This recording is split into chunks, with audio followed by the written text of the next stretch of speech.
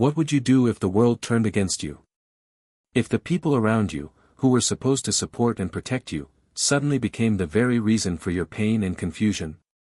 How would you react if one day, out of nowhere, you found yourself standing in front of the people who've always made your life harder, realizing you're at your breaking point? That's exactly what happened to Marcus and Jordan, twin brothers from a small town in North Carolina. It all started one Friday afternoon at Valley Ridge High School, a place where Marcus and Jordan had always felt like outsiders. They were black in a predominantly white school, and that fact alone made them targets for the kind of small, insidious racism that they had learned to live with. But today, something felt different. Today, everything changed. Marcus, the more quiet of the two, sat at his usual spot in the cafeteria, pushing his food around on his tray, trying to ignore the whispers from the tables nearby. His twin, Jordan, was the one who usually found a way to laugh it off, to joke his way through the tension. But even Jordan, who could always bring a smile to his face no matter how bad the day got, couldn't seem to shake the unease in the air today. Then it happened. Zach, the most popular kid in school, strutted over to their table, flanked by his usual group of followers, Kyle, Trevor, and the rest of the gang. Zach had always been the leader of the pack, the one who got away with things that no one else could. He had the charm, the charisma, and the power to make others feel small. But today, his words were different. "Hey, look, it's the woke twins," Zach said, his tone dripping with sarcasm as he motioned toward Marcus and Jordan. "How's life in your little bubble of diversity, huh? Must be tough, huh?" Marcus looked down, his cheeks flushing with embarrassment. He wanted to say something, to stand up and tell Zach where to stick his comments, but the words got caught in his throat. He could feel the eyes of the cafeteria on him, waiting for him to respond. He felt small, insignificant. Jordan, always the protector, clenched his fists under the table. He hated this. He hated the way they made his brother feel. He hated the way Zach made them feel like they didn't belong. "Leave us alone, Zach," Jordan finally said, his voice low but steady. "We're not in the mood for your crap today." Zach's smile grew wider, like a predator circling its prey. "Oh, but I think you are," he sneered. "What's the matter, you two don't like being reminded of what you really are? You're not like the rest of us. And you never will be." The words hit harder than any physical blow could. Marcus felt his stomach churn, the familiar knot of discomfort tightening in his chest. He had endured this for years, little comments, snide remarks, the occasional shove in the hallway, but this? This was different. This wasn't just some passing insult. This was an attack. And it wasn't just against him. It was against his brother, against everything they were. Jordan could feel his heart racing now, the anger and frustration bubbling up inside of him. But he held it in check. He had learned to hold back, to avoid confrontation, to keep the peace. But today, it felt impossible.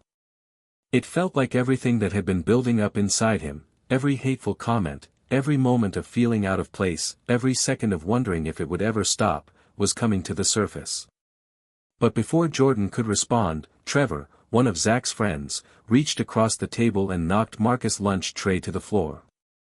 The sound of the tray crashing against the tiles echoed throughout the cafeteria. Marcus jumped back in shock, his face burning with humiliation. The laughter that followed was deafening. It wasn't just Zach and his friends who laughed. Some of the other kids, the ones who would never be caught dead standing up to Zach, joined in. And in that moment, Marcus and Jordan realized something: this wasn't just about them anymore. It was about the whole school, the way people saw them and treated them because of the color of their skin. As the laughter subsided, Marcus stood up. His hands trembled, his heart pounding in his chest. He felt exposed, vulnerable, more than he had ever felt before. This wasn't just an isolated incident. This was a pattern, a cruel game that Zach and his friends had been playing for years. And in that moment, Marcus knew he couldn't let it continue. Jordan stood with him, his protective instincts kicking in. "Let's go, Marcus," he said, his voice fierce. "We don't need to be here." But before they could turn to leave, Zach's voice called out, sharp and cutting. "Where are you going, you two? Scared already?" Marcus hesitated. He wanted to fight back, to shout at Zach and tell him he wasn't scared, but the words stuck in his throat. And that was when it hit him, the truth that he had been ignoring for so long: he wasn't just scared. He was angry.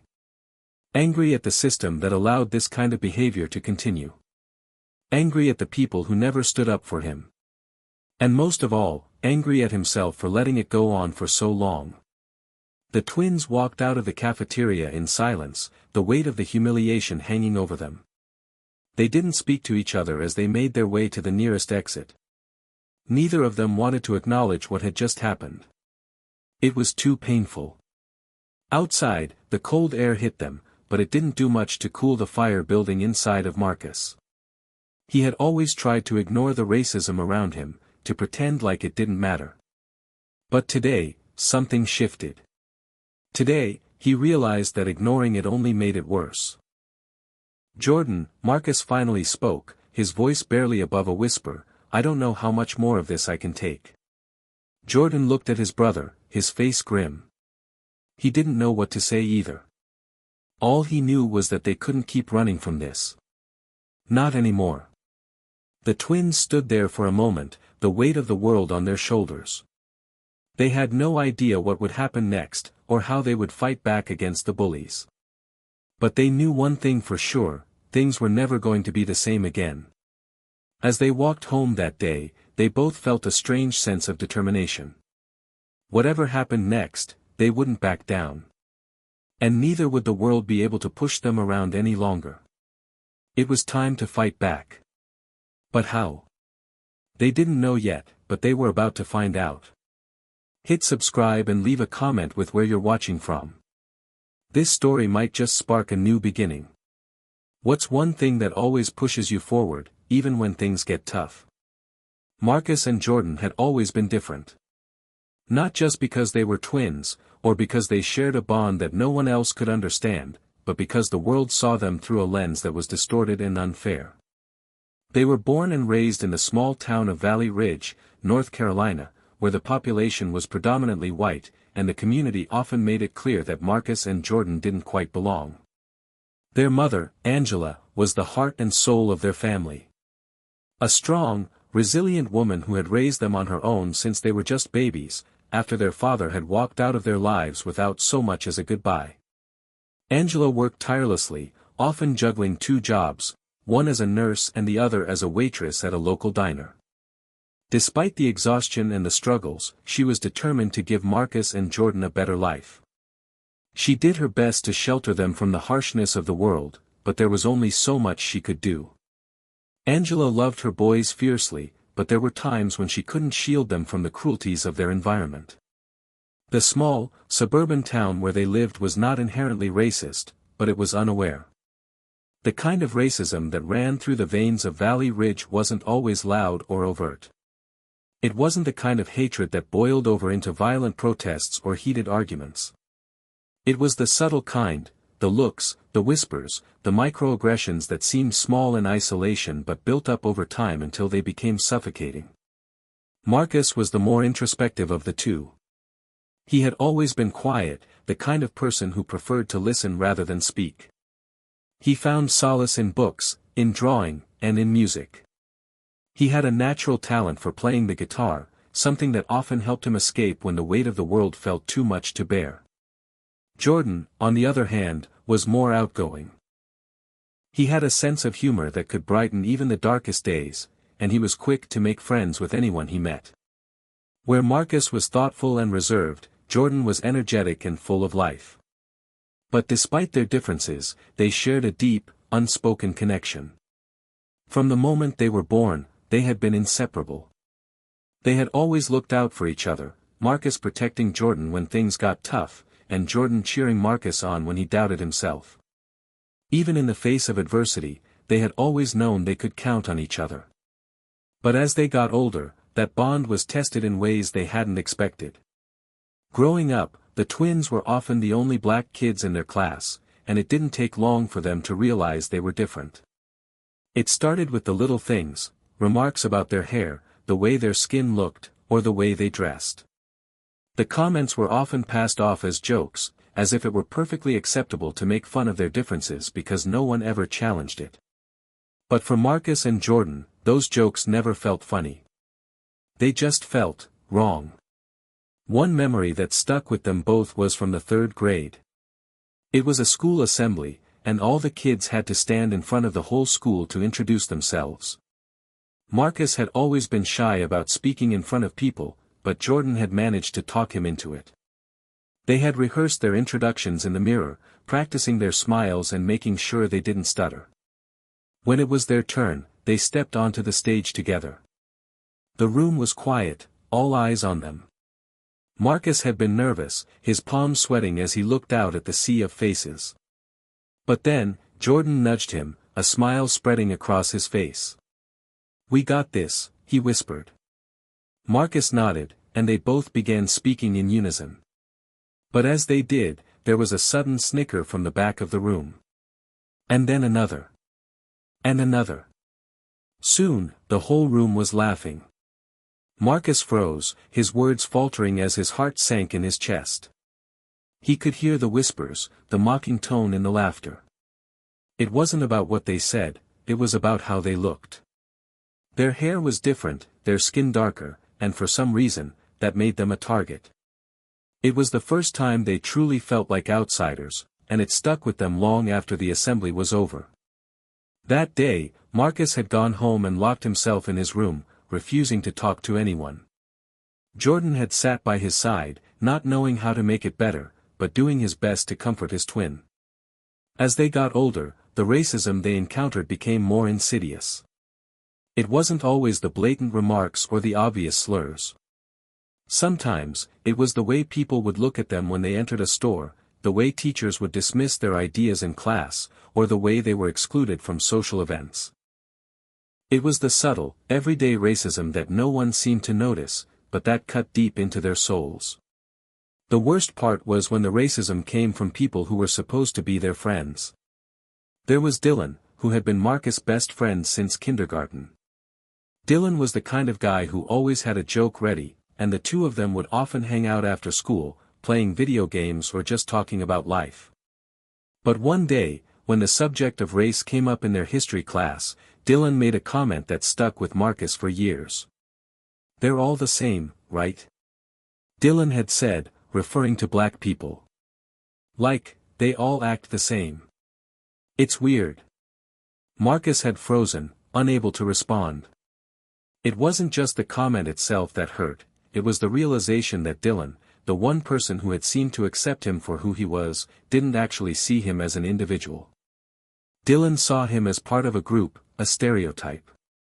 Marcus had spent the rest of the day in silence, wondering if their friendship had ever been real, or if it had just been based on a shared love of video games and little else. Jordan had noticed the change in his brother, but he didn't know how to fix it. He didn't know how to make things better, how to undo the hurt that Marcus had experienced over the years. He just knew that it had changed them both. They were no longer the carefree kids they used to be. They had learned, far too young, that the world was a much harsher place than they had ever imagined. Despite it all, the twins had always found strength in each other. They knew that, no matter what happened, they would face it together. But as the years passed, they began to realize that their strength alone might not be enough. And the moment in the cafeteria, when Zach and his friends crossed a line they had never crossed before, was the moment that made them question everything they had endured up until that point. But that was just the beginning. What they didn't know yet was that they were about to discover a strength within themselves they never knew they had. They would learn that fighting back wasn't just about physical strength. It was about finding their voices, standing up for what was right, and refusing to be silenced anymore. The bell rang, signaling the end of lunch, and the students flooded out of the cafeteria, some with quiet murmurs, others with loud laughter. Marcus and Jordan walked side by side, their silence hanging between them like a heavy fog. The noise of the crowd seemed distant, as if the world around them had faded into a blur. They had just faced one of the most humiliating moments of their lives, but it was more than just a fleeting embarrassment. It was a turning point. As they made their way to their next class, Marcus couldn't shake the feeling of anger that had been building up inside of him since the incident. His chest felt tight, his fists clenched, and his mind raced with thoughts of retaliation. He had spent years avoiding conflict, trying to stay under the radar, hoping that if he just kept his head down, everything would eventually get better. But today, it felt like the world had finally broken him. Jordan, ever the optimist, tried to lighten the mood. "Don't let those idiots get to you, man," he said, nudging Marcus with his elbow. "They're just jealous because you're smarter than them." Marcus didn't laugh. He couldn't. The words, though well-meaning, didn't have the same effect as they once would have. He felt trapped in a world where people like Zach and his friends could say whatever they wanted without consequence. And it wasn't just the casual insults that stung, it was the way they were able to tear him down without even trying. The way they made him feel invisible, like he didn't matter. "You don't get it, Jordan," Marcus replied, his voice tight. "It's not about being smarter or anything. It's about who we are. It's like we're not even allowed to exist without them making fun of us." Jordan stopped in his tracks, looking at his twin with a mixture of concern and frustration. "Don't say that, Marcus. You can't let them win. You know that. We can't let them make us feel small. We're better than that." Marcus met his brother's gaze, his own eyes filled with pain. "Are we, though? Are we really better than that?" He shook his head, as if trying to shake off the feeling of helplessness. "I'm tired, Jordan. I'm tired of pretending that everything's okay when it's not. I'm tired of being the butt of their jokes. I don't know how much longer I can take this." Jordan's heart sank. He had always been the one who tried to keep things light, the one who could see the silver lining even on the darkest days. But he could see now that his brother wasn't just angry, he was hurting, deeply. And it wasn't something a joke could fix. The bell rang again, signaling the start of class, and they reluctantly separated to head to their respective rooms. But neither of them felt like going to class. They felt like they were suffocating, like the walls of the school were closing in on them. The rest of the day passed in a blur for Marcus. Every passing moment felt like an eternity. He couldn't focus on anything, his mind constantly drifting back to the cafeteria and the sting of Zach's words. It wasn't just the incident itself that bothered him, it was the realization that things were never going to change. No matter how hard he tried, no matter how much he succeeded, he would always be seen as other. Always be reminded that he didn't fit in. After school, Marcus and Jordan walked home together, neither of them saying much. They had been down this road before, their silence a sign that the weight of the world had become too much to bear. When they reached their front door, Marcus was the first to step inside, his heart heavy with the burden of everything he had experienced that day. As soon as the door closed behind him, he heard the familiar sound of his mother's voice calling from the kitchen. "Boys, dinner's almost ready," Angela called, her voice warm and inviting, as always. Marcus walked into the kitchen, where his mother was stirring something on the stove. She looked up and smiled, but the smile quickly faded when she saw the look on his face. "What's wrong, baby?" she asked, her voice filled with concern. Jordan entered behind Marcus, and it didn't take long for Angela to notice the tension in the air. She turned to her sons, her eyes softening. "You two look like you've seen a ghost. What happened?" Marcus hesitated, not sure if he should tell her everything. He knew how much it would hurt her to hear about the bullying, the racist taunts, and the feeling of powerlessness that had been growing inside of him. But he couldn't keep it in any longer. It's Zach and his friends, Mom," Marcus finally said, his voice low. They picked on us again today. Made fun of us. They knocked over my lunch tray, and I just feel like I don't belong there anymore. Like I'm invisible to everyone." Angela's face tightened with concern, but she didn't immediately react with anger. She took a deep breath and set the spoon down, walking over to Marcus and placing a hand on his shoulder. "I'm sorry, Marcus," she said quietly. "I know it's hard. But you have to remember something. They don't define you. You are not what they say you are. You are better than that. And you can rise above it." Marcus looked up at his mother, her words both comforting and painful. He had heard them before, many times. But today, they didn't seem to offer the same sense of hope they once did. Today, they felt like a distant echo of a better time. Jordan, sensing his brother's frustration, stepped forward. "Mom, what if it's just too much? What if we can't keep pretending it doesn't hurt?" Angela sighed, her eyes filled with wisdom and experience. "I know it's hard, baby. But sometimes, the world will try to break you down. It'll try to make you feel less than you are. But you can't let it. You have to hold on to who you are, no matter how much they try to strip that away from you." The silence in the kitchen was thick as they all processed her words. Marcus felt the weight of them, but he also felt the growing conflict inside him. His mother had taught him to rise above the hate, to be the better person, but after everything he had endured, it was harder than ever to see a way out. He couldn't shake the feeling that something needed to change, and fast. It was then that a thought began to form, one that had been lingering in the back of his mind ever since that moment in the cafeteria.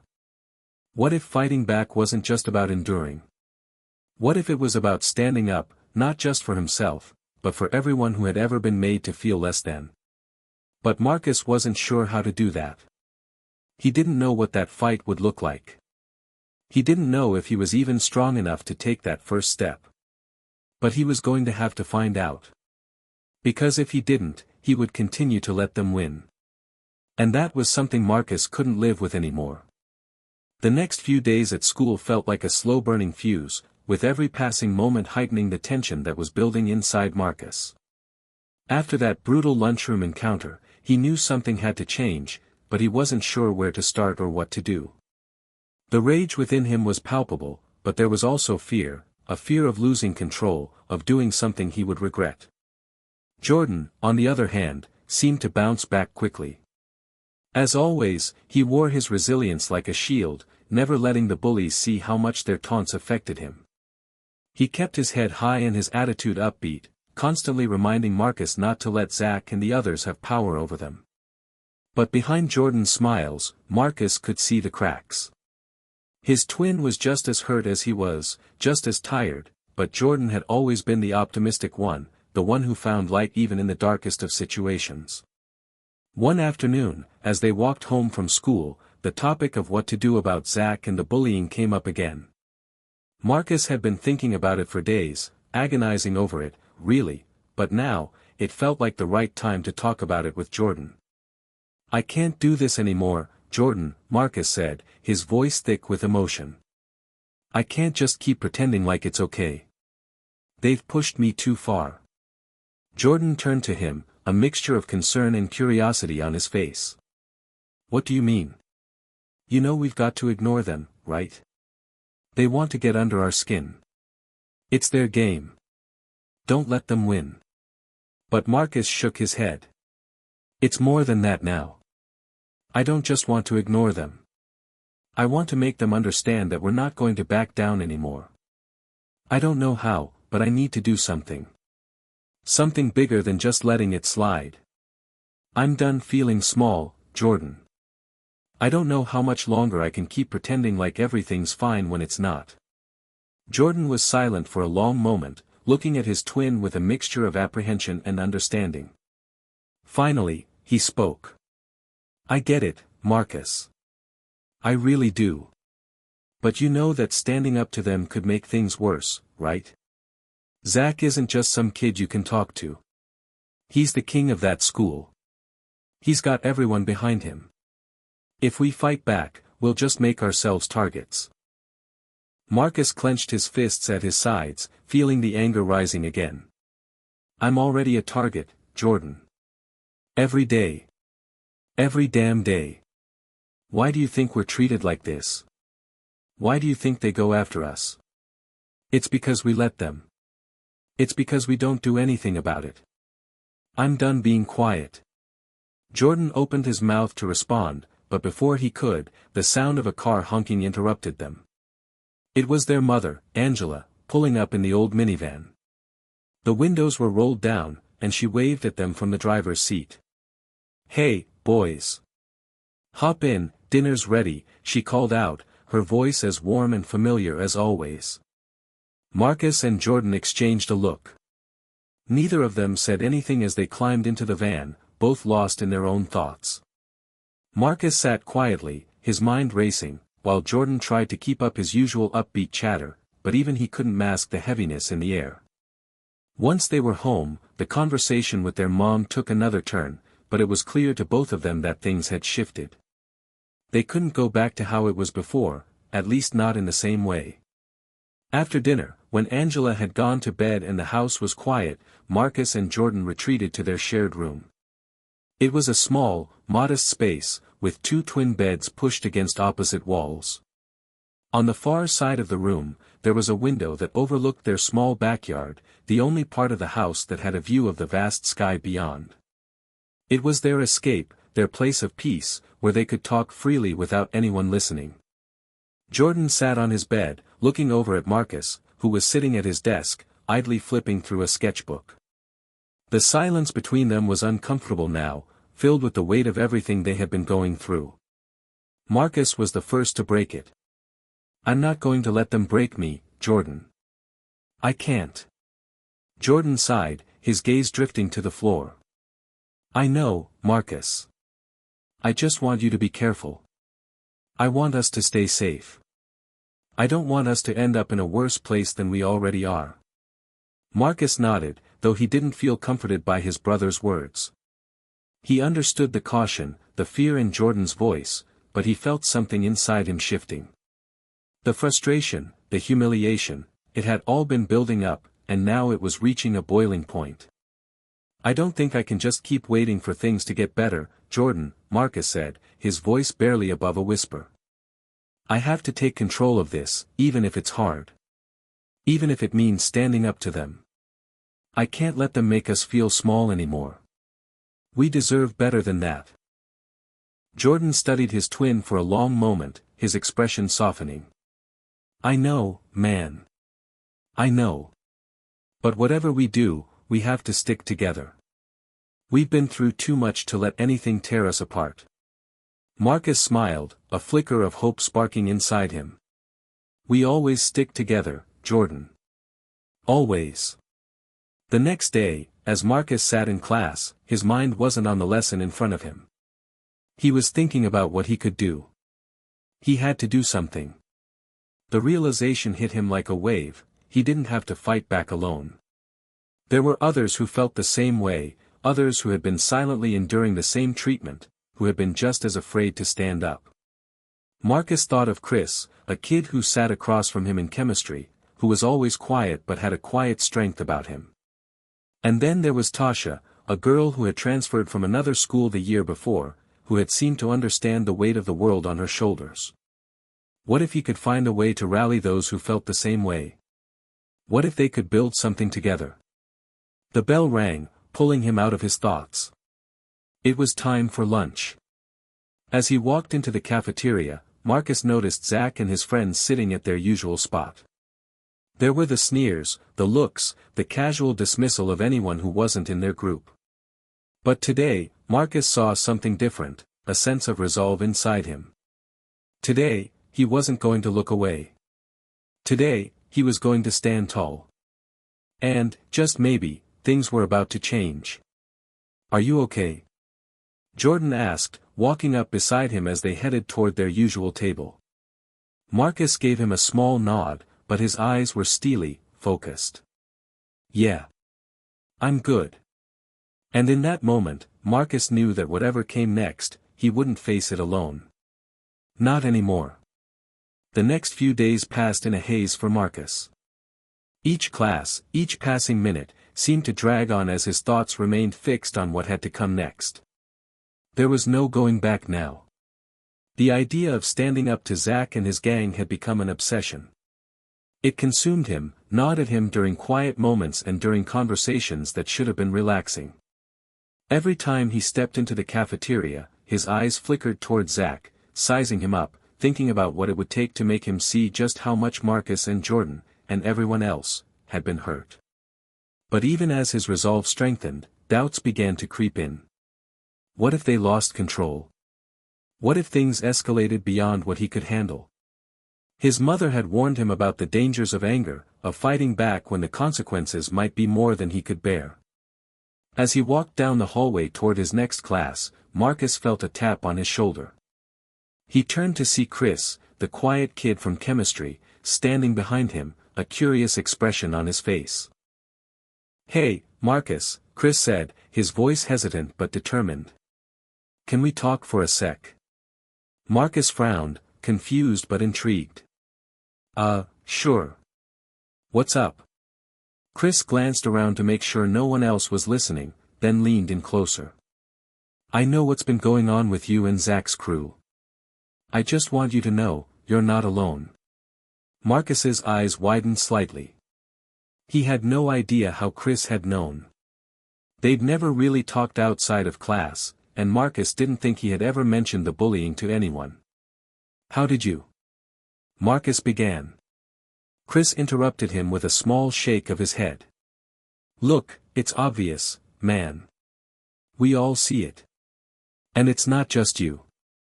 They've been doing the same thing to me. And to Tasha, too. I'm sick of it. But I've been too scared to do anything about it." Marcus's heart skipped a beat.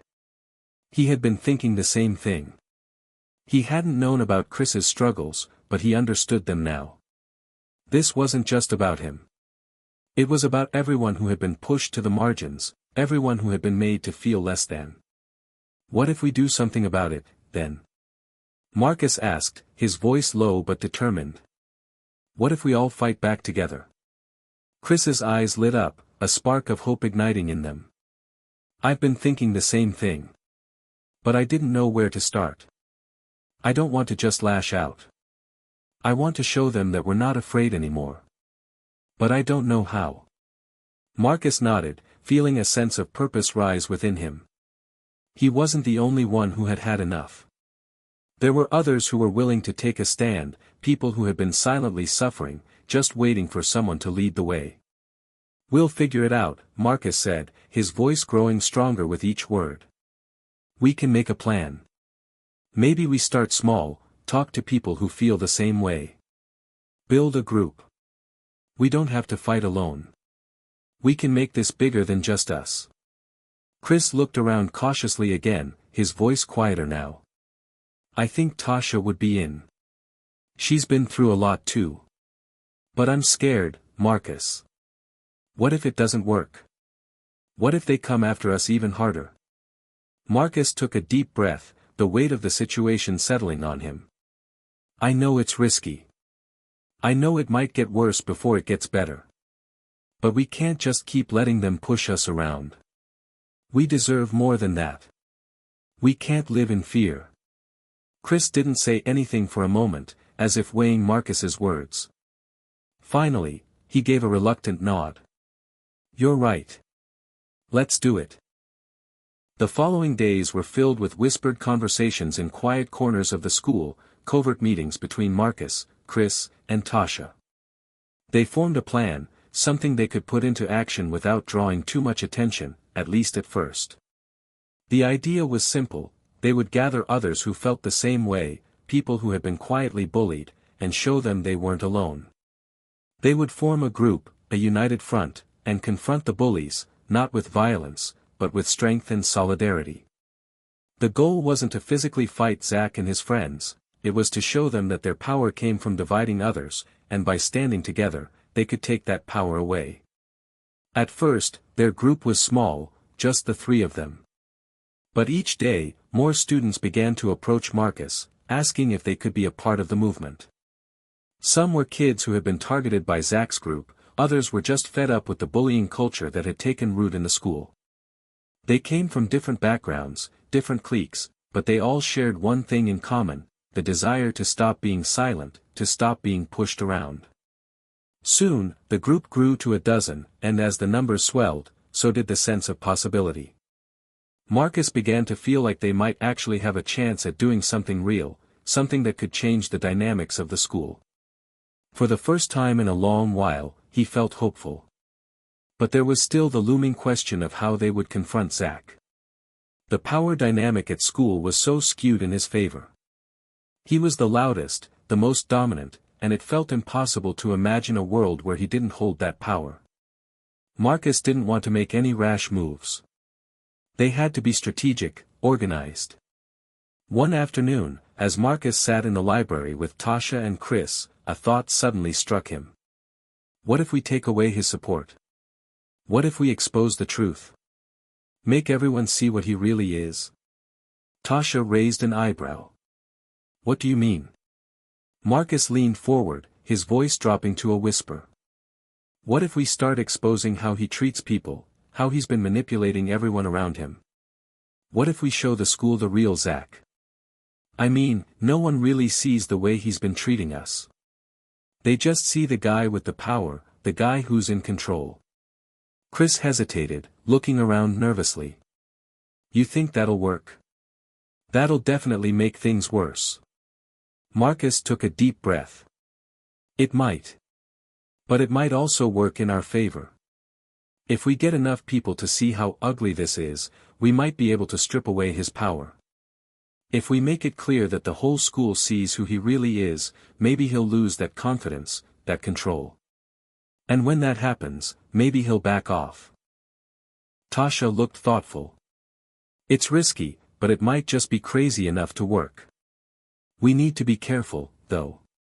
One wrong move, and we could make things even worse for ourselves. Marcus nodded. I know. But we've got to start somewhere. And if we can't take him down from the inside, we'll never be able to take him down at all. It was a plan, risky, dangerous, and filled with uncertainty. But for Marcus, there was no turning back. They had a chance to change things, to fight for something bigger than themselves. And if they didn't take it, they'd be giving up before they even started. As the bell rang for the end of the school day, Marcus stood up with a new fire in his eyes. The fight was just beginning. The next few days were filled with quiet planning. Marcus and his group met in the library, in the hallways, during lunch breaks, anywhere they could gather without drawing too much attention. Each meeting was a small step forward, a calculated move in their growing campaign to expose Zach for the bully he was and to unite the students who had been pushed down for far too long. At first, the group was nervous. The idea of going against Zach and his gang was daunting. Zach wasn't just another student, he was the unofficial king of the school, the one who made the rules, who controlled everything. Standing up to him seemed impossible, and yet, the more they talked about it, the more it became clear that this was the only way to take back their power. The group started by gathering evidence, small things at first. A cruel comment here, a threat there. They began documenting incidents, taking note of when and where Zach and his friends harassed others. Tasha took the lead on this, quietly pulling together a digital file filled with screenshots, photos, and testimonies from students who had suffered at Zach's hands but had been too afraid to speak out. Marcus, Chris, and a few others worked on collecting statements from classmates who had witnessed Zach's bullying but hadn't dared to step forward.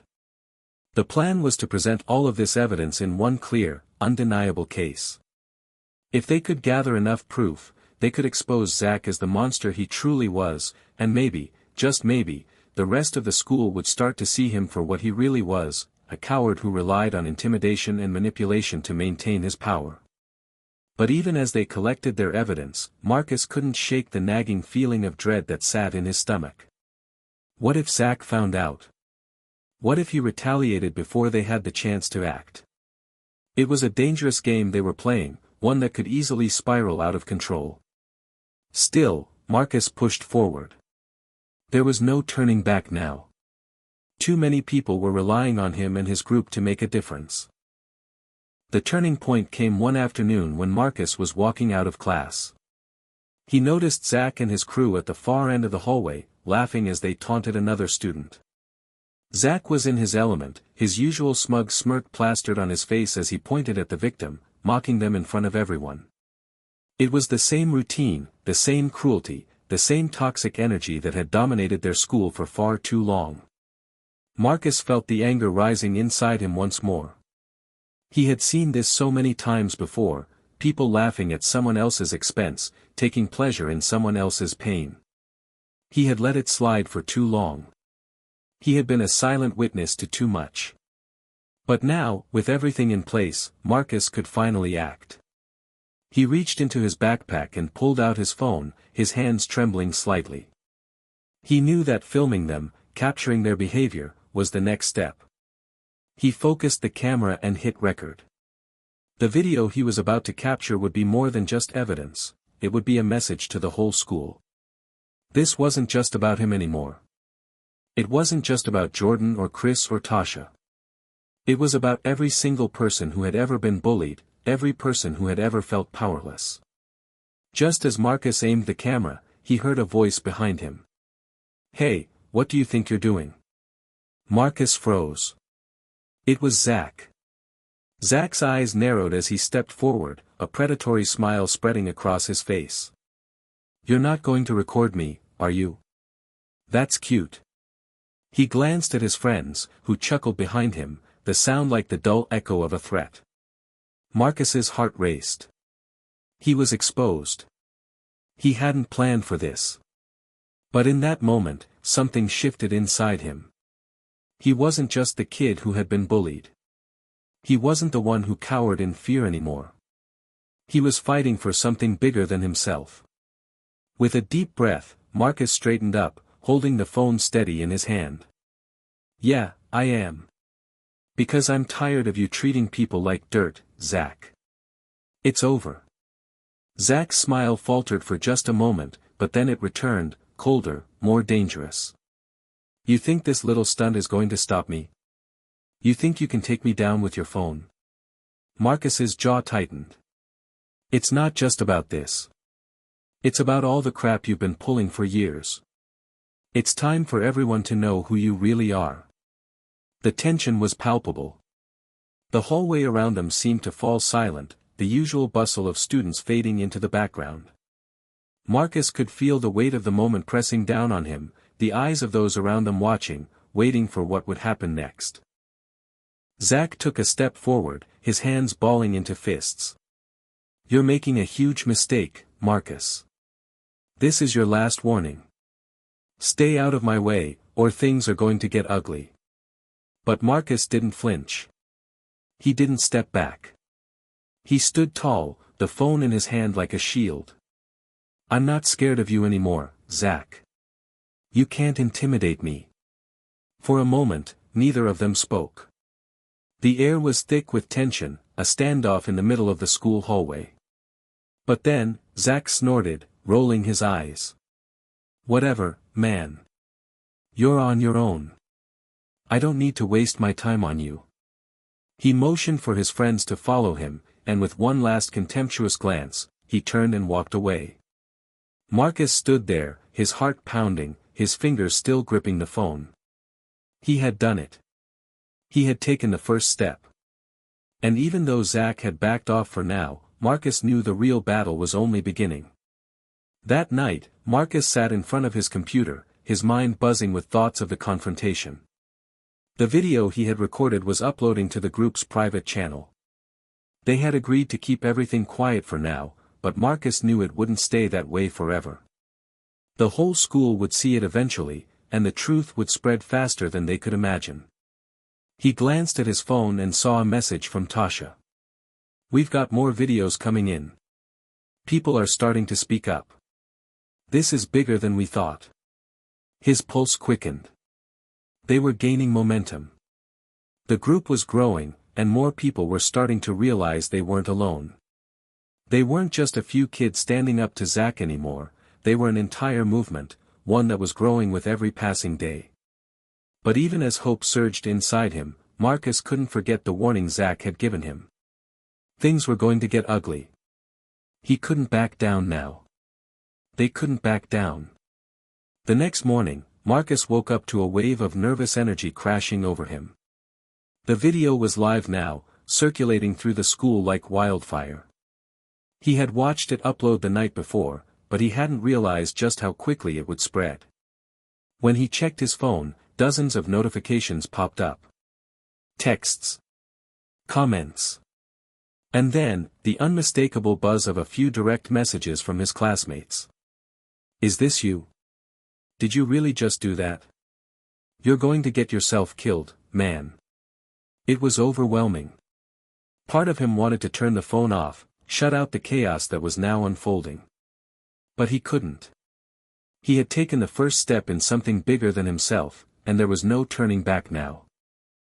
After a quick breakfast, Marcus grabbed his backpack and headed out the door, trying to steady his breathing. He had known there would be backlash. He had known that standing up to Zach and his gang would make him a target.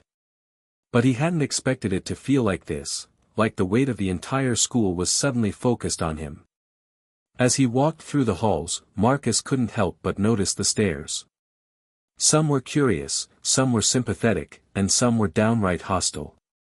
He saw a few kids whispering behind their hands, and a few others who looked away when they caught his eye. But the one that hit him hardest was the look from Zach. Zach was standing by his usual spot near the lockers, his arms crossed over his chest, his friends gathered around him like wolves around a kill.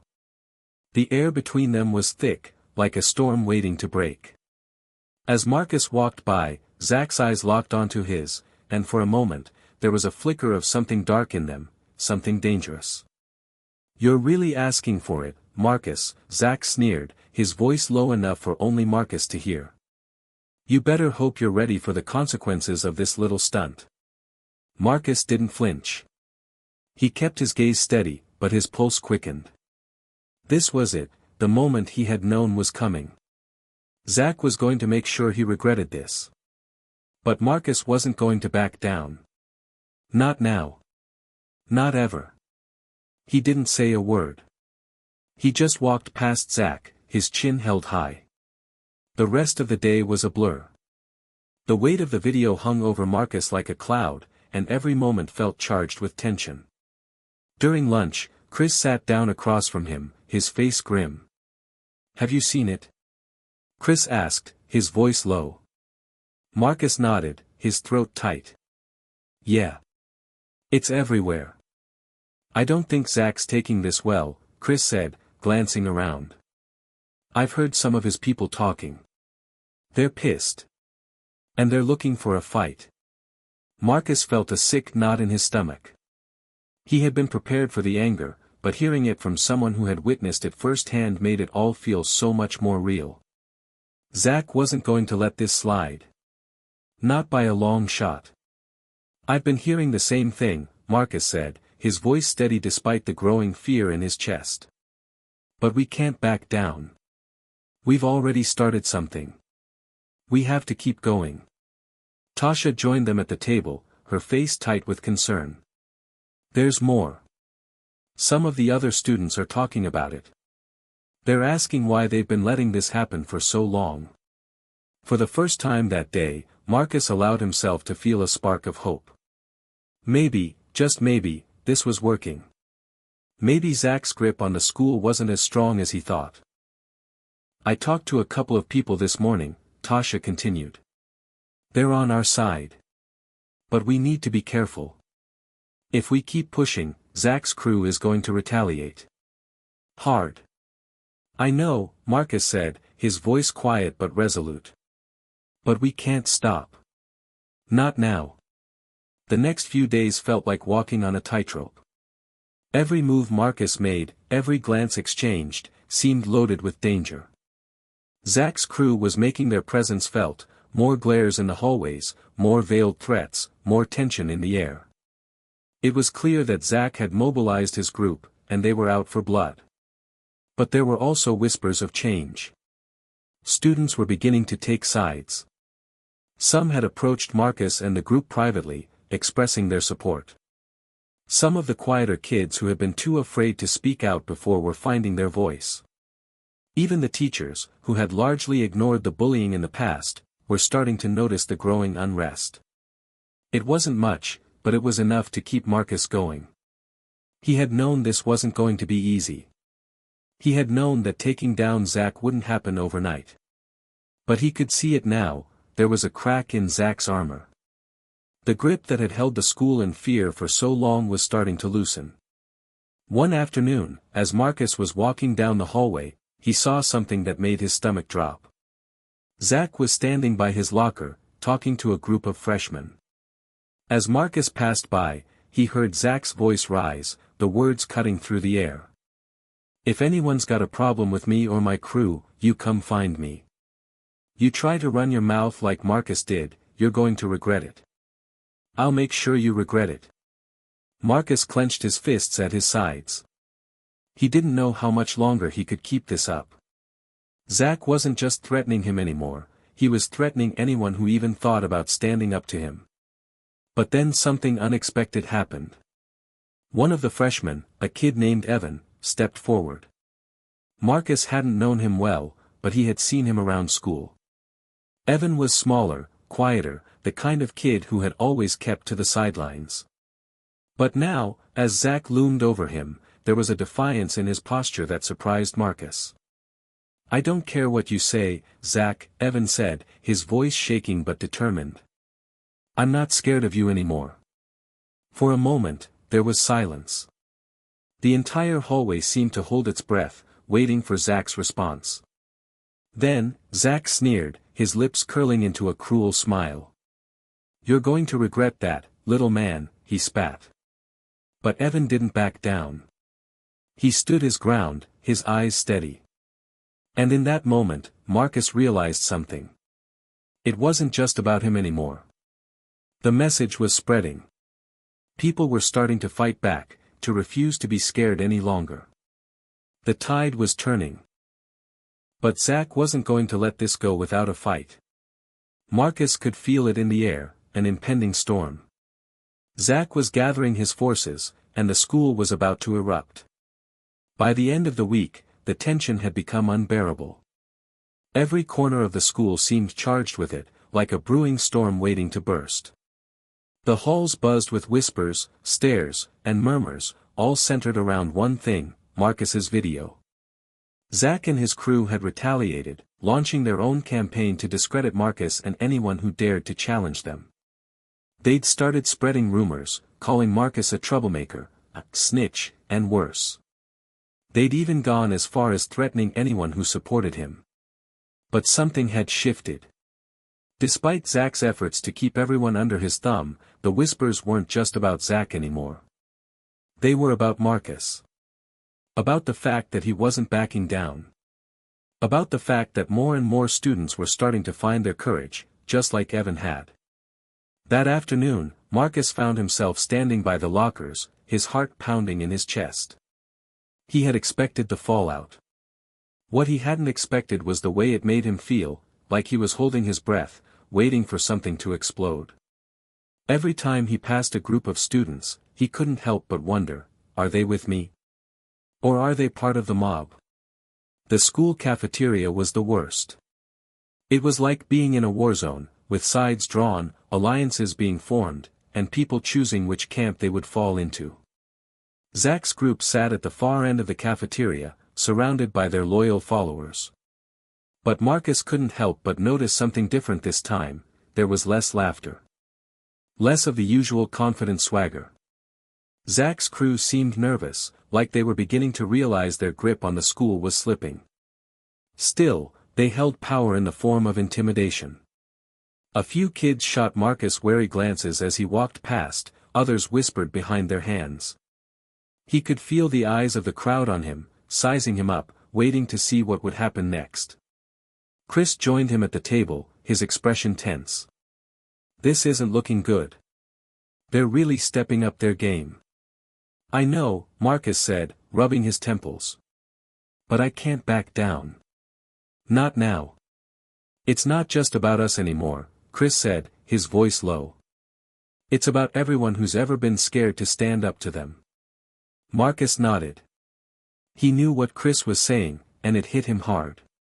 This wasn't just a personal battle anymore. This was a movement. The more he thought about it, the more he realized that it wasn't just about confronting Zach, it was about confronting everything Zach represented. The power imbalance. The silence. The fear. The next day, things took an even darker turn. Marcus had just finished his last class and was walking to his locker when he noticed a group of Zach's friends hanging around the hallway. They weren't trying to be subtle about it, they were looking directly at him, blocking the hallway like a wall. Before Marcus could react, one of them, Tyler, stepped forward with a smirk on his face. "Got something to say, Marcus?" Tyler taunted. "Or are you just going to keep running your mouth on that stupid video?" Marcus's stomach churned, but he held his ground. "What's your point, Tyler? You're really messing things up for everyone, man," Tyler sneered. "You think people care about your little crusade? You think anyone's going to side with you when this all blows up in your face?" It was a threat, but it wasn't just Tyler speaking. Marcus could see the support behind him. Zach's entire crew had gathered around, closing in. The trap was set. But Marcus wasn't scared anymore. He had come this far, and he wasn't going to back down now. He looked Tyler dead in the eye. "I don't care what you think, Tyler. People are done being afraid. You don't get it, do you?" Tyler's smirk turned into a sneer. "You think you're some kind of hero? But heroes get hurt, Marcus. And you're about to find out just how much." Before Marcus could respond, Zach appeared, leaning against the lockers with his arms crossed. His eyes were cold, but there was a glint of something deeper in them, something that made Marcus's chest tighten. "Why don't you just quit, Marcus?" Zach said, his voice low, almost casual. "You're making this harder for everyone, including yourself. You're out of your league here." Marcus felt his blood boil. This was it. Zach was trying to get into his head, to wear him down. But Marcus wouldn't let him. "Not anymore. I'm not quitting," he said firmly. "You're the one who's out of his league. This school isn't yours anymore." Zach's smile faltered for a second, his eyes narrowing. Then, without warning, he stepped forward, crowding Marcus's space. "You don't get it, do you? You think you can take me down with your little movement? You've got no idea who you're messing with." The air felt thick with tension, and Marcus could feel his heart racing in his chest. This was it, the moment that would define everything. The moment where he would either crumble under the pressure or stand firm, no matter what it took. Before Zach could take another step, Chris and Tasha appeared at his side, flanking him like a wall. Behind them, a few more students, those who had quietly supported Marcus from the beginning, joined the scene, standing tall, shoulders back, not backing down. Zach looked around, his expression darkening as he took in the unexpected support. He wasn't expecting this. He wasn't used to people standing up to him like this. For the first time in a long while, Marcus saw something flicker in Zach's eyes. Fear. Marcus didn't flinch. He stared right back at Zach, his voice steady. "It's over, Zach. The days of you running things around here are numbered. And you know it." Zach opened his mouth, but no words came out. Instead, he just gave a tight, angry smile and turned away, his crew following closely behind. But Marcus knew it wasn't over. This was only the beginning of the real fight. As Marcus walked home later that day, he couldn't shake the feeling that something was shifting. This wasn't just about him anymore. This was about the school, about everyone who had been silenced, about everyone who had lived in fear for too long. And with each step, he felt the weight of it settle more firmly on his shoulders. He had made his stand. And now, there was no turning back. It had been 2 weeks since Marcus stood his ground in the hallway with Zach and his crew, but the consequences of that moment were far from over. If anything, they had only just begun. The whispers in the hallways grew louder, the tension more palpable. Students were divided, some rallying behind Marcus, while others rallied behind Zach, convinced that standing up to him was the wrong move. But what Marcus had realized over the past week was that it didn't matter who was behind him, what mattered was the fight itself. That Friday afternoon, Marcus and his group had gathered at their usual spot under the old oak tree near the school parking lot. It was a quiet place, away from the chaos of the school, where they could talk freely without the prying eyes of Zach's crew. But as they sat down, something was different in the air. It felt heavy, almost like the calm before the storm. Chris was the first to speak up, his voice serious. "We need to be ready for what's coming. Zach's not going to just let us walk away from this." Marcus nodded, his thoughts in sync with Chris's. "I know. He's already made it clear that he's not backing down." Tasha, who had been sitting quietly beside them, spoke up, her tone sharp. "It's not just Zach. It's everyone who's scared to lose their spot. Everyone who's too afraid to do the right thing." Her words hit harder than expected. It wasn't just Zach and his crew they were up against, it was a whole culture of fear that had taken root in the school. Fear that had allowed Zach to rule for so long. Fear that kept people quiet and compliant, even when they knew something was wrong. "We've got to keep pushing," Marcus said, his voice firm. "We can't back down. Not now." Chris looked at Marcus, his eyes searching. "And what happens if it gets worse?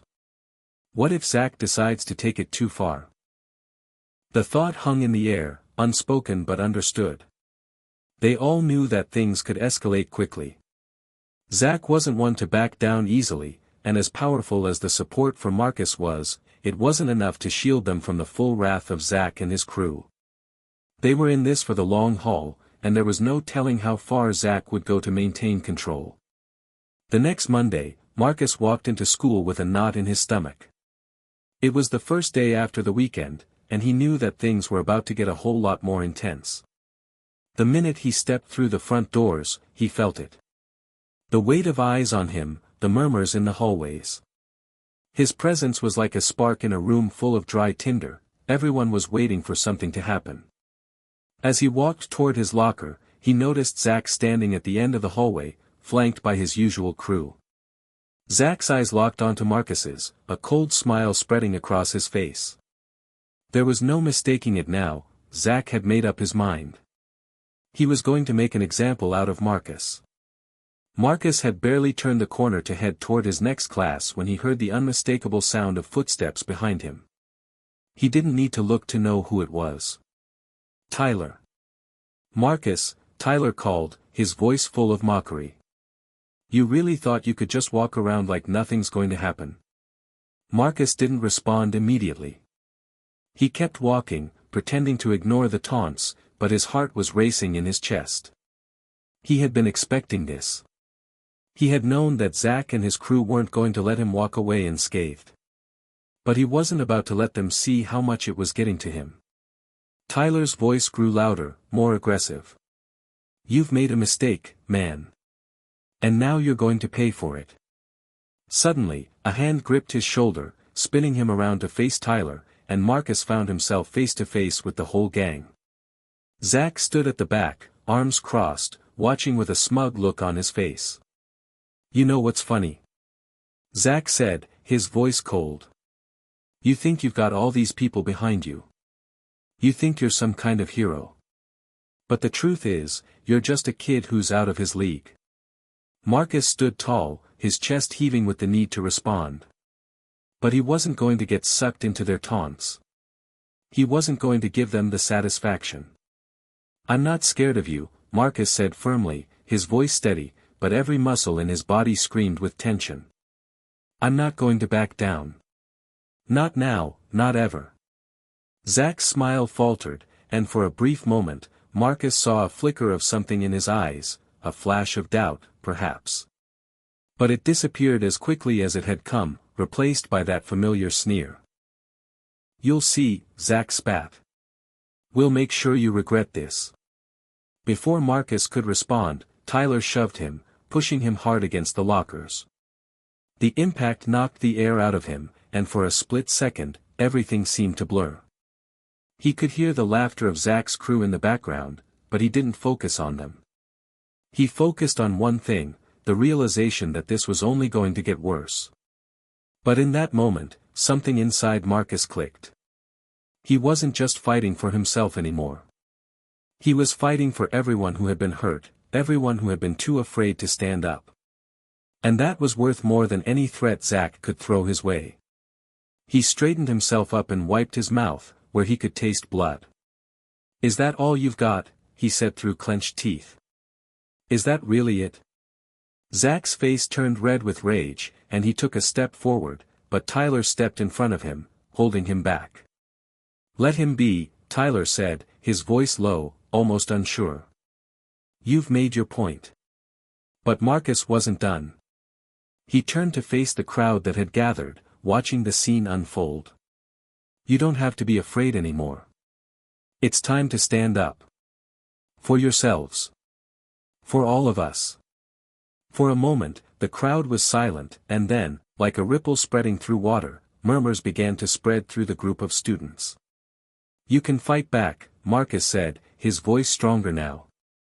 "We don't have to live in fear anymore." The tension in the hallway was palpable, but it wasn't the same tension that had hung there before. This time, it was charged with something else, something stronger. A feeling of hope. Of defiance. Zach, seeing the change in the atmosphere, finally turned and walked away, his crew following suit. But Marcus knew this wasn't over. Not by a long shot. The battle for the soul of the school had only just begun. Monday morning felt different. Not easier. Not safer. But different. There was a buzz running through the hallways, not the usual drama or gossip, but something deeper. Something that came after Marcus's defiant stand on Friday.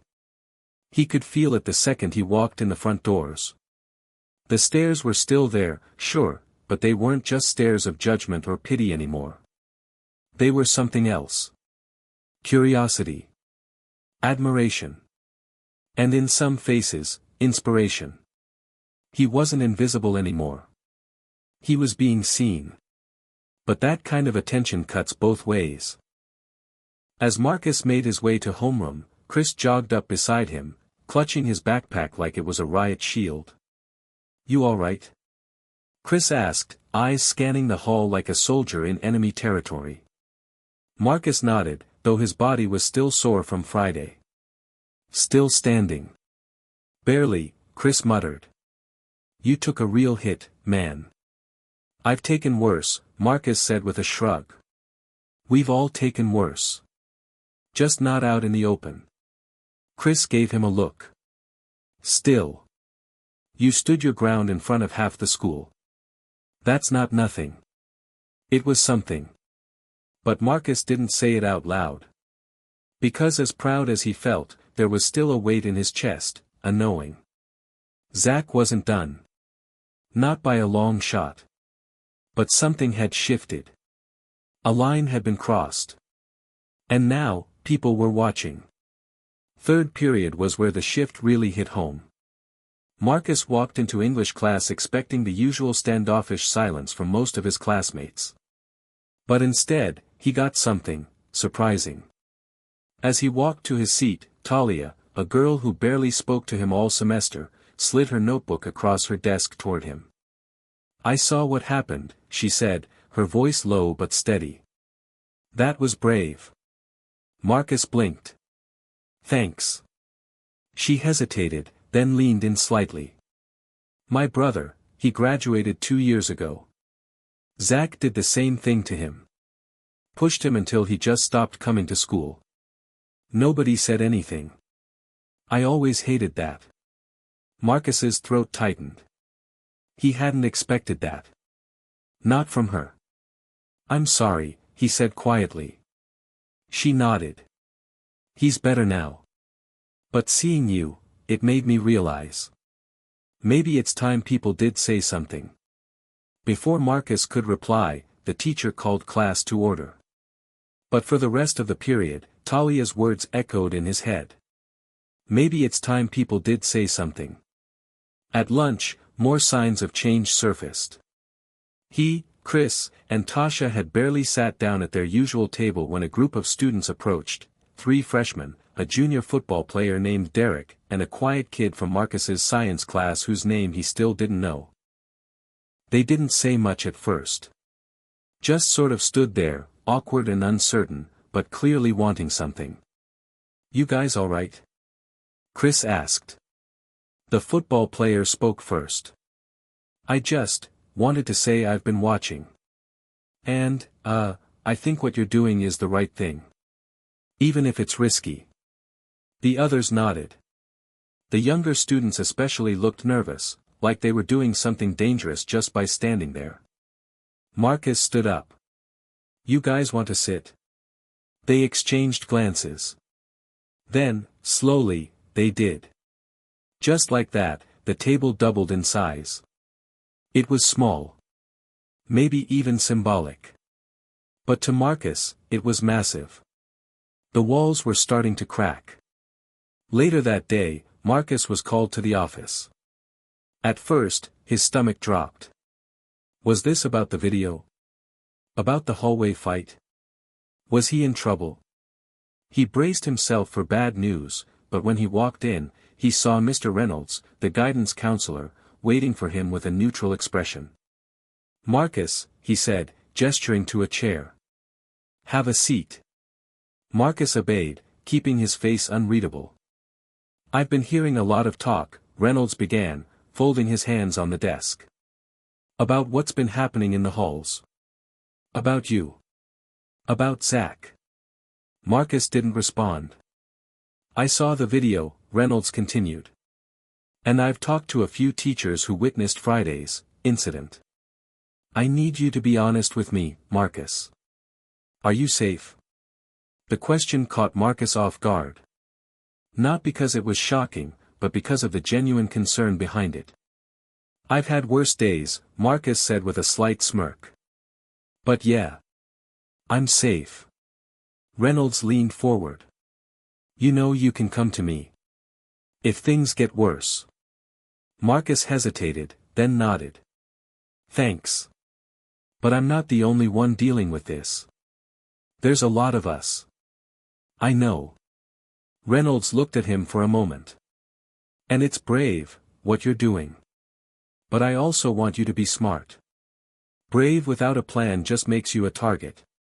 Marcus gave a small smile. "We've got a plan." Mr. Reynolds nodded slowly, as if he didn't entirely believe it, but wanted to. "All right. Just remember, doors open, always." By the time school let out, Marcus could feel a shift in the energy of the day. People were talking. Not just whispering or gossiping, but really talking. It was in the way students looked at Zach now, not with fear, but with caution. Like they weren't sure if he was still as untouchable as they thought. It was in the way teachers lingered a little longer in the hallways between periods. It was in the way people started sitting at different tables in the cafeteria, and not worrying about who might notice. The movement was spreading. It was still early. Still fragile. But it was real. And even though Marcus knew Zach wasn't going to fade quietly, knew the worst was likely still ahead, he felt something that had been absent for a long time. Hope. That night, as Marcus lay in bed, staring up at the ceiling, his phone buzzed with a new message. It was from an anonymous number. "You're not alone. I've been through what you're going through. Keep fighting. We've got your back." Marcus smiled. Then typed back. "Thank you. We're just getting started." Hit subscribe and leave a comment with where you're watching from. Have you ever had support come from someone unexpected when you needed it most? What did it change for you?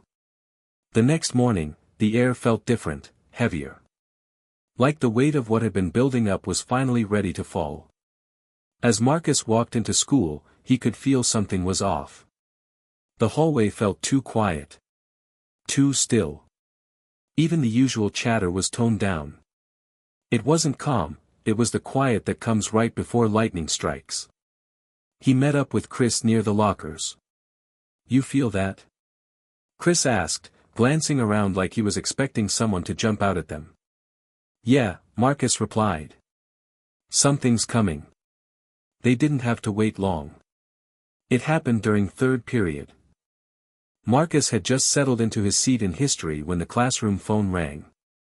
Mr. Jenkins, their teacher, answered it with his usual disinterest, but his brow furrowed as he listened. He hung up and looked straight at Marcus. Office. Now. The entire class turned to look. Marcus stood slowly. He didn't say a word, didn't even make eye contact with anyone. His heart was already pounding. But he kept his face neutral, his back straight. He wouldn't give anyone the satisfaction of seeing him rattled. As he walked down the hall to the front office, 100 thoughts raced through his mind. Is this about the video again? About the fight? Did Zach report something? Did someone lie? When he walked in, he immediately saw Principal Gardner waiting. And beside him? Zach. With a busted lip and a tissue to his nose. Marcus's heart sank. Marcus, the principal said, his tone unreadable. Come in. He stepped inside and sat down, facing both of them. Zach was leaned back in the chair, smug despite the swelling in his face. Gardner got straight to the point. Zach claims you assaulted him in the locker room this morning. What? Marcus blinked. That's a lie. I wasn't even near the locker room. Zach tilted his head, his voice slow and oily. You jumped me. Said I deserved it. You hit me when no one was looking. That didn't happen, Marcus said, calmly but firmly. I've been in class all morning. You can ask my teacher. Gardner looked between them. He wasn't siding with either of them yet. That was new. Usually, Zach got the benefit of the doubt. We'll be reviewing the cameras, Gardner said. Until then, Marcus, you're not in trouble. But I'd appreciate if you kept your distance from Zach while we sort this out. Marcus gave a tight nod. Zach just smirked. As he left the office, anger bubbled under his skin. Zach was trying to flip the story. Play the victim. Turn the tide. And worse? It might work. By lunch, the rumor mill was already spinning. They say Marcus punched Zach in the locker room. I heard he slammed his head into a locker. Maybe he's not as innocent as he acts. Tasha stormed into the cafeteria, her face flushed with fury. This is insane. How is he the one being believed? Marcus sat down slowly, rubbing his temples. Because that's how it works, right? Guys like Zach always get the benefit of the doubt. They've been in control so long, people think they should be in charge. Chris slammed his tray down. Then we need to push back harder. Prove it didn't happen. I already asked Mr. Jenkins to confirm I was in class the whole time, Marcus said. And the cameras near the gym should show I never went that way. But it won't stop the rumors, Tasha muttered. That was the hardest part. The lies didn't need proof to spread. But the truth? That had to be fought for. That night, Marcus posted another video. This one wasn't dramatic. No music. No edits. Just him. Sitting on his bed. Talking. There are rumors going around that I attacked Zach today. I didn't. I've got witnesses. I've got the timeline. But I know some of you are already picking sides. That's how this works, right? You hear a story, and if it fits your idea of someone, you believe it. But let me ask you this, why would someone who spent the past 2 weeks standing up against violence suddenly throw it all away to sucker punch someone in a hallway? Ask yourself that. The truth matters. But more than that, intentions matter. I'm not here to win fights. I'm here to end them. He uploaded it. Turned off his phone. And tried to sleep. By morning, something had shifted again. This time, it was in his favor. Students had started speaking up online. Marcus was in class when that happened. I was sitting right behind him. Zach's trying to flip the script. I saw him go into the locker room alone. 5 minutes later, he shows up with a busted lip.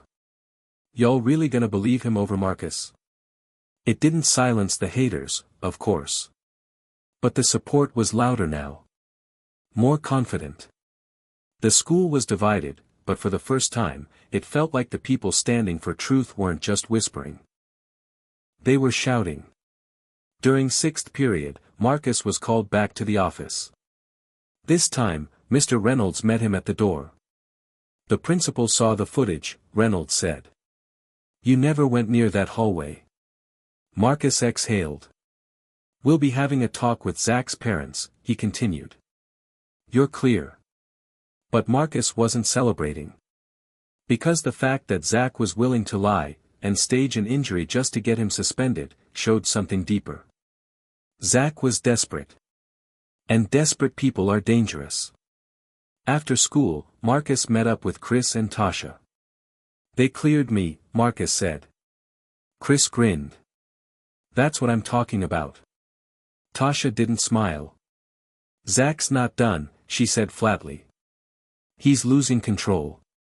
Which means he's going to hit back harder. Marcus nodded. He knew. We need a plan, he said. Tasha looked between them. No more defense. It's time to go on offense. They didn't know exactly what that meant yet. But one thing was certain. The truth wasn't enough. They needed to build something stronger. A movement. A coalition. A force. Zach started the war. But Marcus? He was going to finish it. Friday afternoon. The parking lot was starting to empty out, but Marcus, Chris, and Tasha weren't heading home just yet. They were sitting on the low concrete wall behind the school, books shoved aside, huddled over Tasha's laptop like they were plotting a heist. Because in a way, they were. I'm serious, Tasha said, her voice tight with urgency. If we keep playing defense, he'll pick us off one by one. We need to get organized. We need structure. Like, an actual movement. Marcus looked at her, his brow furrowed. What does that even look like? This isn't a protest. It's high school. Tasha closed the laptop with a snap. Exactly. And in high school, perception is everything. The only way to beat a bully with influence is to show people that he's not the only one with it. Chris leaned back, arms crossed. So we start a resistance. Not just a resistance, Tasha said. A coalition. We create a group, a real one, where people can speak up. Be seen. Be heard. No more whispers. No more hiding in the hallways. Marcus nodded slowly. The idea felt dangerous, but powerful. You think people will actually join? They already are, Tasha replied. They just don't know where to go yet. By Monday morning, posters had quietly appeared on bulletin boards, bathroom stalls, and tucked inside locker vents. Speak up. Stand tall. You're not alone. Join us. Room 207.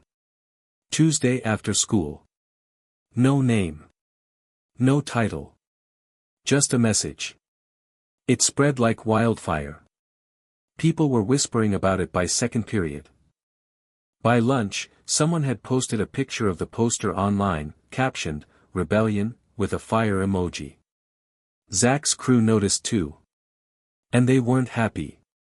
In fourth period, Marcus found his locker vandalized. Red marker across the front, rat. He stood there for a moment, staring at the word, then calmly reached into his backpack, pulled out a black Sharpie, and wrote underneath it in huge block letters. Truth hurts. He didn't flinch when people stopped and stared. Because this wasn't about image anymore. It was about control, and who had it. Tuesday came fast. Room 207 was an old art classroom near the back of the school. No cameras in the hallway. Quiet. Forgotten. At 3:15 p.m., Marcus stood outside the door, heart thudding in his chest. He had no idea if anyone was going to show up. For all he knew, they'd walk into an empty room and sit in silence. But then the door creaked open. One by one, students filed in. First, Evan, the kid who had spoken out early on. Then Talia, the girl who'd shared her brother's story. Then Derek from the football team. A freshman named Janelle. 3 students Marcus had never even seen before. 10, then 12, then 15 students sat down, some on desks, some on the floor, some still clinging to backpacks like they were armor. Marcus looked at Chris. Then at Tasha. She gave him a nod. So he stepped forward. "Hey," he said, voice cracking slightly. Thanks for coming." The room was quiet. But not unfriendly. Marcus cleared his throat. "I'm not here to be a leader. I'm here because, like you, I've been tired of being quiet. Of watching people like Zach control everything. So if you're here because you feel the same, you're already part of something." He paused, eyes scanning the room. "This group isn't about revenge. It's about truth. About making this school a place where people don't have to be afraid to exist." Janelle raised her hand. "Is this, like, gonna get us in trouble?" Chris jumped in. "Only if we let them spin it that way. We're not breaking rules. We're claiming space. That's different." Another kid spoke up, a quiet boy from the back. "Can we share stories? Like, anonymously? So people know they're not alone." Tasha's eyes lit up. "Yes. We can collect them, write them out, post them around school, online, like a wall of truth." Marcus smiled. "Exactly.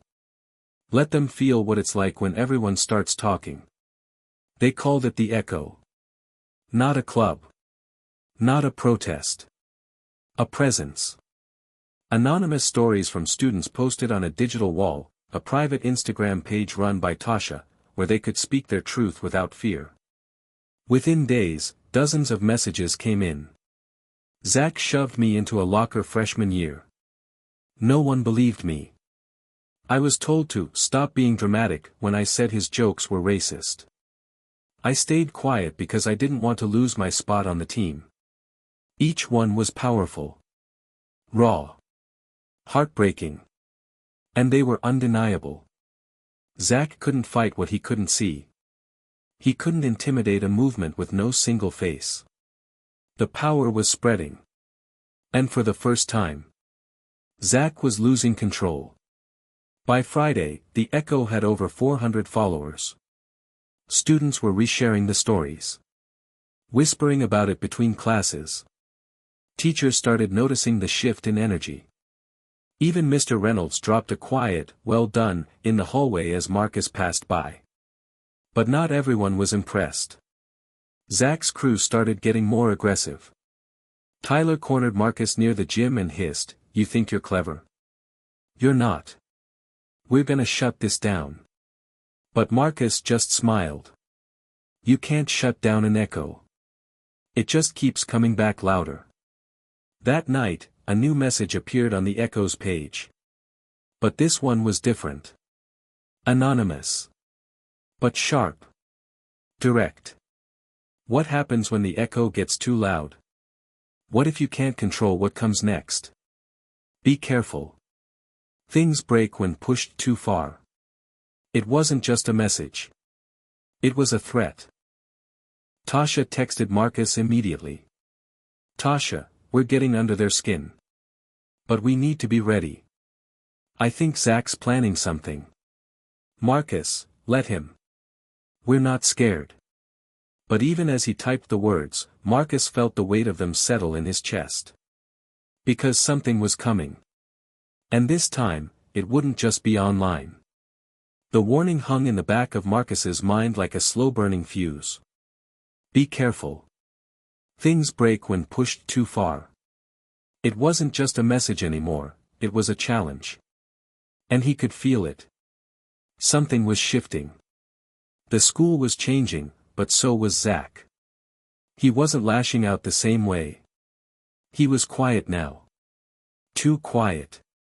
And that was worse. Monday morning came with a chill in the air, and not just because of the weather. There was something colder in the way people moved, the way they looked at Marcus, the way they whispered in the hallways. The echo was bigger than any of them imagined. But power invites pushback. Marcus opened his locker and found a small folded paper inside. No envelope. Just a single line written in red ink. Meet me at the south stairwell. Second period. Come alone. He stared at it for a long second, jaw tightening. Seriously? Chris said as he came up behind him and read the note over his shoulder. This smells like a setup. Marcus crumpled the paper. Yeah, but I'm going. Chris grabbed his arm. Dude, no. That's exactly what they want. You walk into that stairwell and next thing you know, you're the one getting suspended. I'm not walking in blind, Marcus said. But I need to know what they're planning. Chris wasn't convinced, but he nodded reluctantly. You better be careful. Second period came fast. Marcus told his teacher he had to use the restroom and slipped out with his phone tucked in his sleeve, already recording. The south stairwell was quiet. Unused. Mostly blocked off during renovations, which made it the perfect place for a trap. And sure enough, when he turned the corner, Zach was waiting. Alone. Hands in his pockets. Calm, too calm. You came, Zach said with a smirk. I figured you'd be too much of a coward to face me without backup, Marcus said, keeping a good few feet between them. Zach chuckled. Please. I don't need backup. I just wanted to talk. Right, Marcus said, unimpressed. You always lure people to remote stairwells to chat. Zach stepped forward slightly. Look, you win. The school's eating out of your hand. You got your little resistance. Your sad little echo page. I get it. You're the underdog hero now. Marcus narrowed his eyes. Then why do I feel like you're still not done? Because I'm not, Zach said flatly. But not with you. See, you're too obvious now. You're protected. You've got teachers watching you, students backing you up, cameras pointed your way. He leaned in. But your friends? They're exposed. One slip up, one anonymous report to the office, and suddenly Chris has weed in his locker. Or Tasha's caught with someone else's test answers. Marcus's fists clenched. You do that, and it proves everything we've said about you. Zach smirked. Who's going to believe it? You think a story on some Instagram page can compete with proof? Marcus didn't say a word. Zach tilted his head. You think you're fighting a war of truth, but this is a war of perception. And you can't win that without playing dirty. He stepped back and started walking up the stairs. Oh, and by the way, nice phone. You should check if it's still recording. When Marcus looked down, the screen was black. It had shut off. Battery drained. No footage. He stood there for a moment, heart pounding. That wasn't just a warning, it was a declaration. Zach wasn't giving up.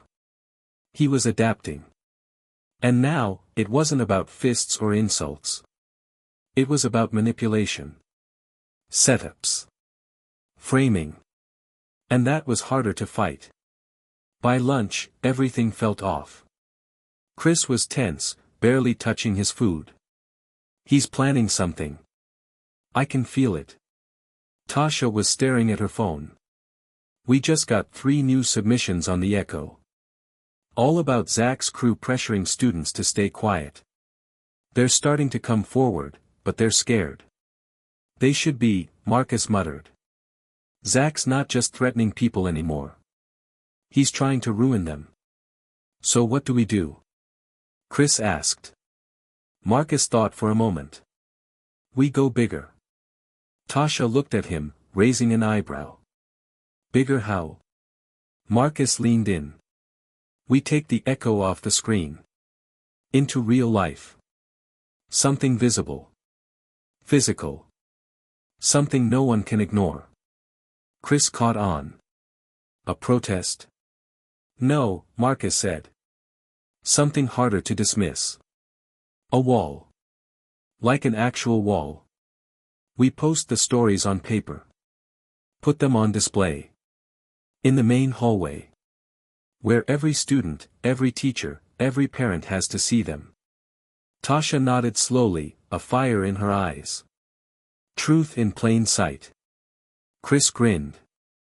Let's blow it wide open. They stayed late after school that day, printing out dozens of anonymous stories. Some typed. Some handwritten. Some just a single sentence. Others whole pages of pain. Each one real. Each one powerful. By 7 p.m., they returned to school through the open gym entrance. Marcus's uncle worked maintenance and let them in to grab something they forgot. They taped the stories up one by one in the main hallway, under the huge banner that read, Wall of Truth. Every voice matters. Every story counts. No more silence. They didn't sign it. Didn't take credit. Because this wasn't about fame. It was about exposure. About light. And light always makes shadows panic. The next morning, the reaction was instant. As students entered the school, they stopped in their tracks. Staring. Reading. Whispering. Some gasped. Some cried. Some took pictures and posted them with captions like, "This is the realest thing I've seen all year," and, "Not all heroes wear hoodies." Teachers didn't take it down. Not yet. Mr. Reynolds stood in front of it for 10 minutes straight, just reading. Saying nothing. By second period, the wall had gone viral on local social media. And by third period, Marcus was pulled into the office again. This time, it wasn't Principal Gardner alone. The superintendent was sitting in. And he did not look impressed. The office smelled like stale coffee and anxiety. Marcus sat across from Principal Gardner and the district superintendent, Mr. Ellison, a man who looked like he hadn't smiled since the 80s. Crisp gray suit. Thin-rimmed glasses. Cold, unreadable eyes. The kind of man who measured problems not by their pain, but by how many emails they caused. Gardner cleared his throat. Marcus, do you know why you're here?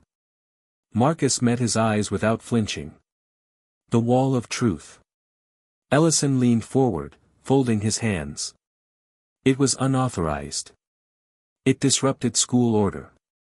It named students and faculty, even anonymously, that could constitute slander. It told the truth, Marcus said calmly. And we didn't name names. We shared stories. Ones that people have been too scared to tell out loud. Ellison didn't blink. The hallway is not your personal platform. Marcus gave a small, sharp smile. It belongs to all of us. That's kind of the point. Gardner jumped in, trying to soften things. Marcus, I understand where you're coming from. And I recognize the pain behind these stories. But this isn't the way to handle it. There are channels. With all due respect, Marcus replied, that the channels didn't help me when I was shoved into lockers, when racial slurs were whispered behind my back, when Zach had half the school afraid to speak. This did. Ellison wasn't moved. We're considering suspension.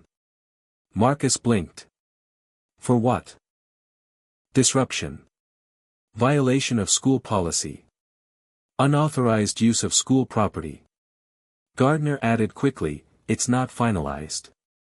We're reviewing it. But there will be consequences. Marcus sat back in his chair, jaw tight. He could hear his heartbeat in his ears. Let me guess, he said, Zach's name isn't even being brought up in this room. Ellison gave him a cold look. We're not discussing other students. We're discussing your actions. Marcus stood slowly. Then I hope you're ready.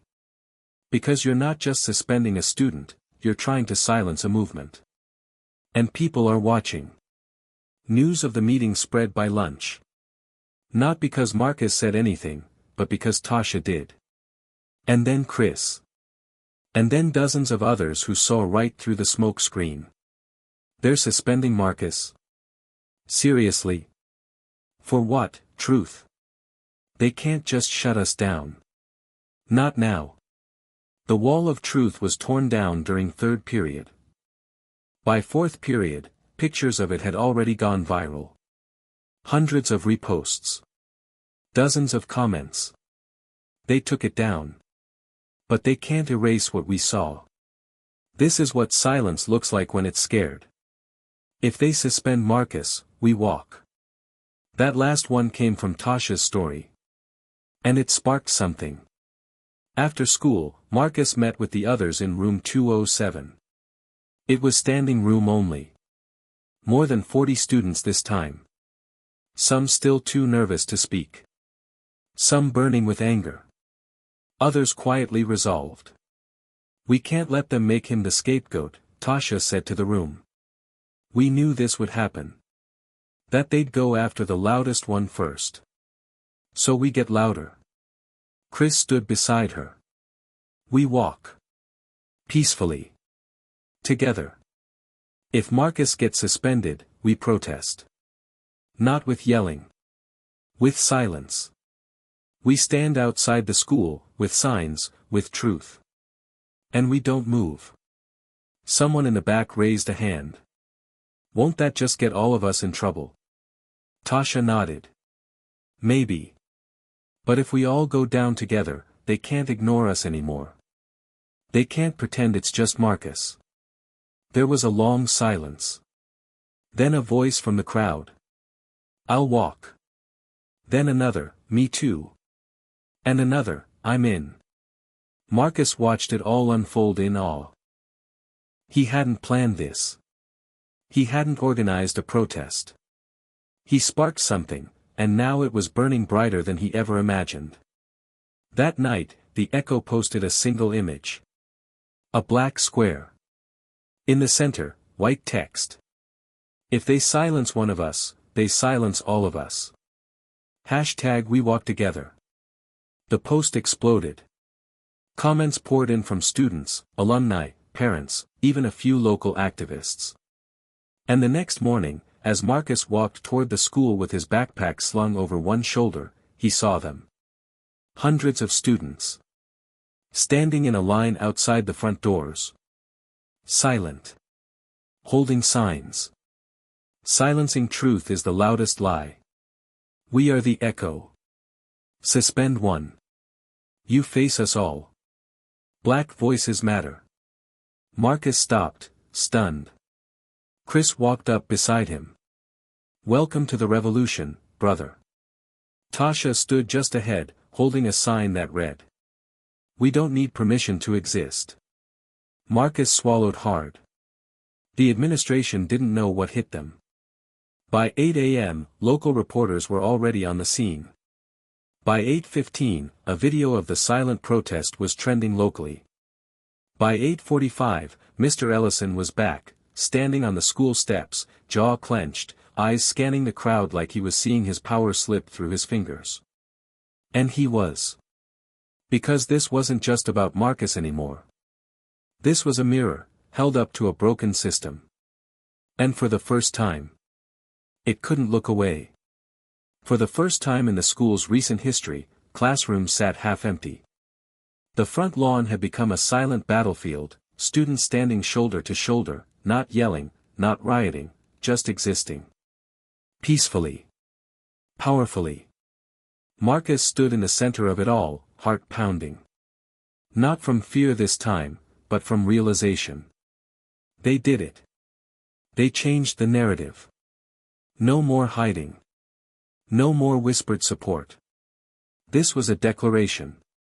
Inside the building, Principal Gardner paced the front office like a man stuck between a rock and a viral hashtag. Superintendent Ellison was on the phone with the district office, tension in his jaw so sharp it could cut glass. "They're teenagers," Ellison muttered into the phone. "You suspend the leader, the rest will fall in line. That's how this usually works." But this wasn't usual anymore. And Marcus wasn't just the leader. He was the spark. Back outside, Chris handed Marcus a water bottle. "Dude, you okay?" Marcus exhaled and nodded. "Yeah. I didn't expect this." Chris smiled. "None of us did. But it's happening. You feel that? The energy? That's change, man." Tasha walked up with a determined look on her face. "The local news is here. Channel 6. They want to talk to one of us on camera." Chris turned to Marcus. "You down?" Marcus hesitated. Every part of him wanted to say no. To stay in the crowd, safe, anonymous again. But then he remembered the first time he'd been called a slur in the cafeteria. He remembered the look on his brother's face when Zach spit on their sneakers and laughed like they were nothing. He remembered the wall of truth being torn down like it didn't matter. He stepped forward. "Let's talk." The interview was short, but it landed like a thunderclap. Marcus stood in front of the news camera, face calm, voice clear. "This isn't about just one student. Or one bully. This is about a pattern. A silence. A system that protects power instead of people. They want to suspend me because I gave others a voice. But I didn't start this movement. Their stories did. I just listened." The segment aired that evening. And within hours, it was everywhere. Facebook, Twitter, TikTok, students from other schools started posting their own stories, tagging #WeWalkTogether and #EchoWall. It wasn't just a protest anymore. It was a movement. The next morning, the school board was forced to respond. They issued a bland statement first: "We value student voices and are reviewing our disciplinary policies to ensure fairness and inclusion." But it wasn't enough. Because that afternoon, a civil rights attorney reached out, offering to represent Marcus pro bono. The story had reached someone who knew how to make systems listen. Her name was Shannon Pierce, a former student of the district, now a powerful voice for educational equity. She requested a formal sit-down with the superintendent, the principal, and Marcus. Gardner was sweating bullets. Ellison wasn't smiling anymore. Marcus sat across from them with Ms. Pierce at his side and said, clear as day, "I'm not asking for a favor. I'm demanding fairness." And that's when it happened. The crack in the system. Ellison folded his hands and said flatly, "We've decided not to pursue suspension. This will be treated as an informal warning." Shannon leaned in. "And the threats from Zach and his group?" Gardner glanced down. "We're investigating. Disciplinary action will follow." Marcus stayed quiet. Because even though they said the right words, he knew. This wasn't an apology. It was damage control. But for now, it was enough to keep the fight going. That night, the Echo posted again. This time, it wasn't anonymous. It was a video of Marcus sitting at a desk, staring into the camera. "We were never supposed to make it this far. That's the truth. The system wasn't built for us to speak. But we did. This movement isn't just about Zach. Or me. It's about all the people who've ever been told to sit down, shut up, stay quiet. We're not quiet anymore." The video went viral. But something strange happened in the comments. Zach's name popped up. His actual name. Dozens of times. "I used to be friends with Zach. I saw the stuff he did. It's real. He told me to keep quiet after he slammed Marcus into a locker. I was scared. I'm not anymore. Zach isn't just a bully. He's dangerous." It was as if the fear around Zach was finally breaking apart. Because bullies are powerful only when people stay silent. But the silence was gone. The next morning, Zach wasn't at school. Rumors swirled, he'd been suspended. Maybe even transferred. No one knew for sure. But the hallway felt different. Lighter. Freer. Like for once, students weren't walking with their heads down. Chris high-fived Marcus on the way to first period. Tasha caught up and whispered, "You know what this means, right?" Marcus smiled. "Yeah. We broke through." But deep down, he knew it wasn't over. Not really. Because the system hadn't changed yet. They just knocked one pillar down. And if they wanted to keep it from being rebuilt, they'd have to keep going. Together. The news of Zach's removal hit the school like an unexpected storm, quiet, sudden, and strangely unceremonious. No announcement. No statement. Just an absence. His desk sat empty. His nameplate in the locker room was gone. His presence, once so heavy it choked the air, had vanished overnight. And with him, the fear started to fade. But the tension didn't. Because while Zach might have been the face of the problem, the roots went deeper. The system that allowed him to thrive hadn't disappeared. And the students knew it. Especially Marcus. "I thought I'd feel relieved," Marcus admitted to Chris and Tasha as they sat under the old oak tree by the gym. "But it's not over. Not even close." "Because it was never just Zach," Tasha said, picking at the edge of a sticker on her binder. "It's the silence. The way people looked away. Teachers. Coaches. Even other students. That's the part that's still here." Chris nodded. Zach was the bully. But the school? It's the enabler.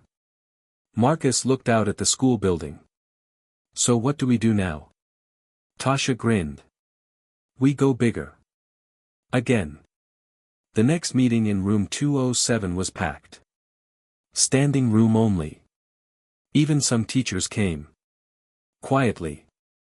Cautiously. There were no desks this time, just a circle. No podium. No agenda. Just truth.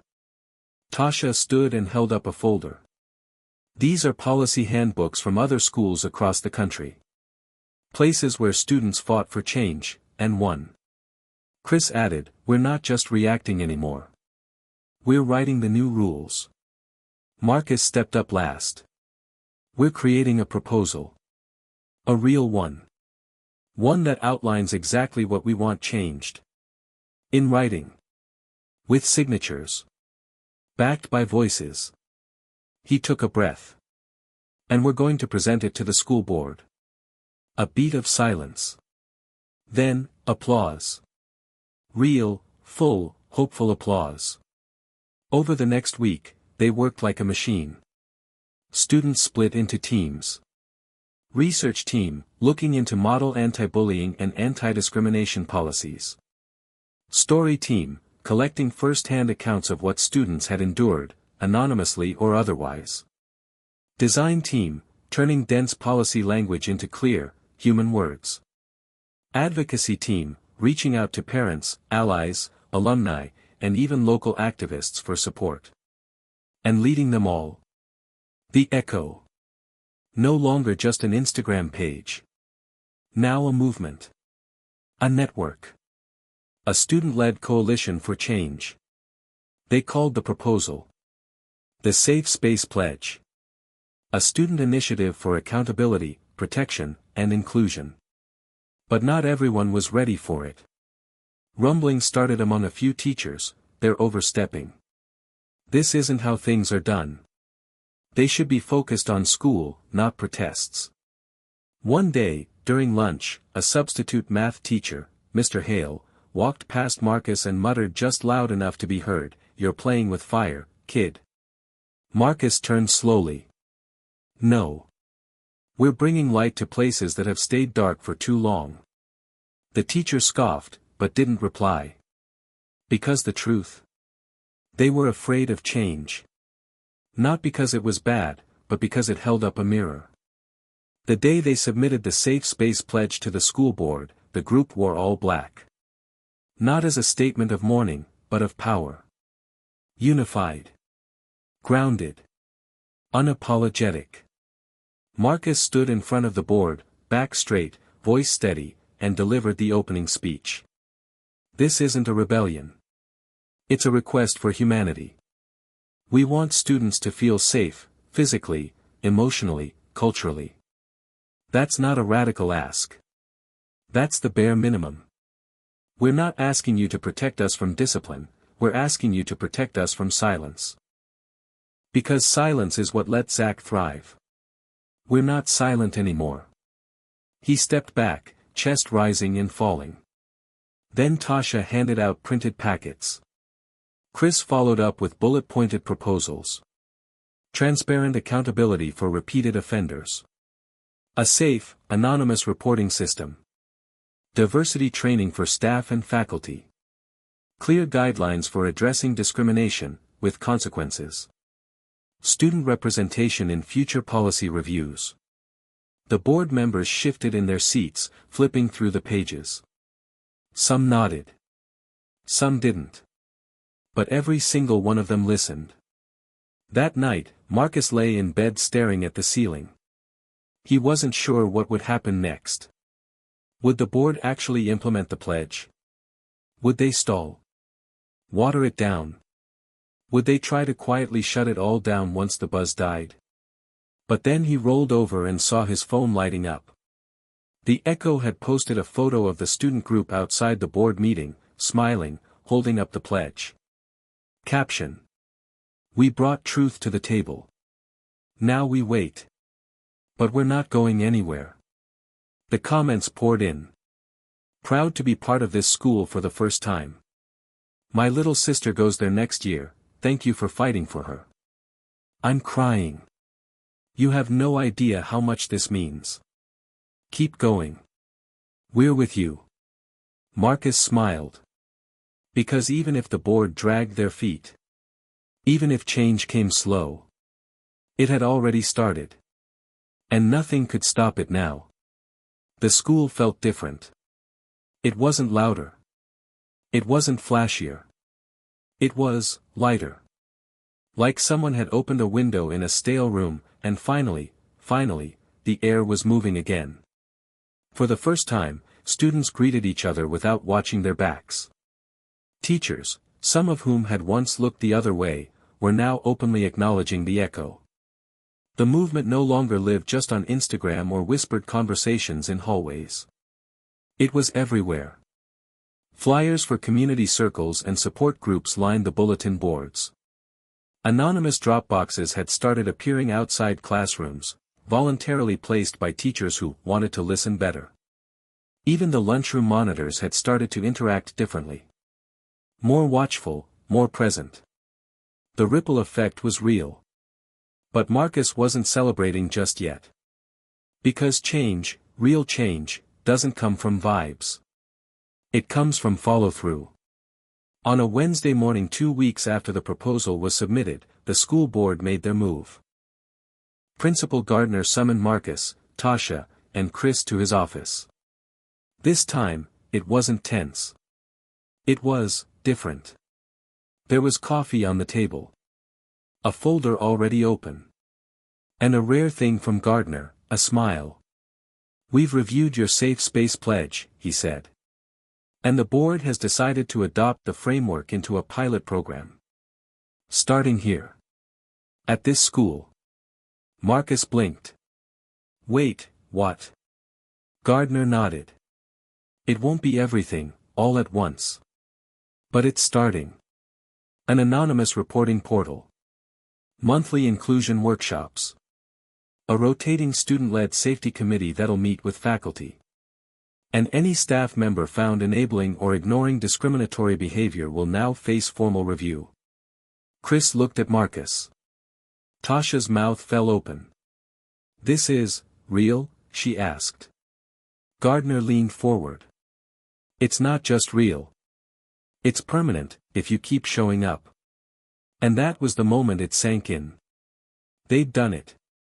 Not fixed everything. Not erased every hurt.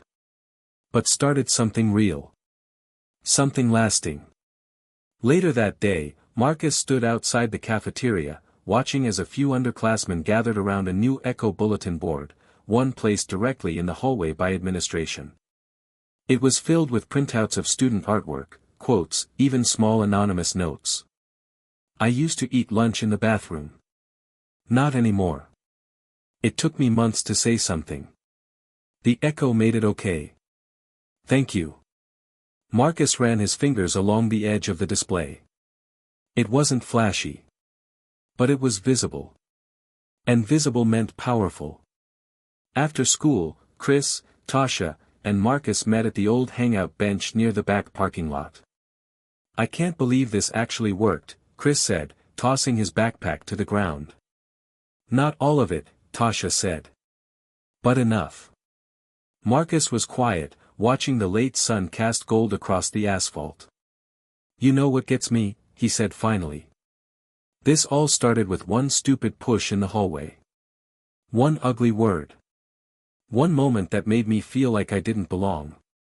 Chris leaned back. "And now?" Marcus looked around. "Now I feel seen." Tasha smiled. "You should. We all should. But there's one more thing," Marcus added. They looked at him. "What if the Echo wasn't just about calling out the bad stuff," he said. "What if it became a place to celebrate the good too? Shout out teachers who step up. Highlight students who help others. Make kindness just as loud." Chris grinned. "The Echo 2.0? More like the next wave," Marcus said. That night, they posted a new video to the page.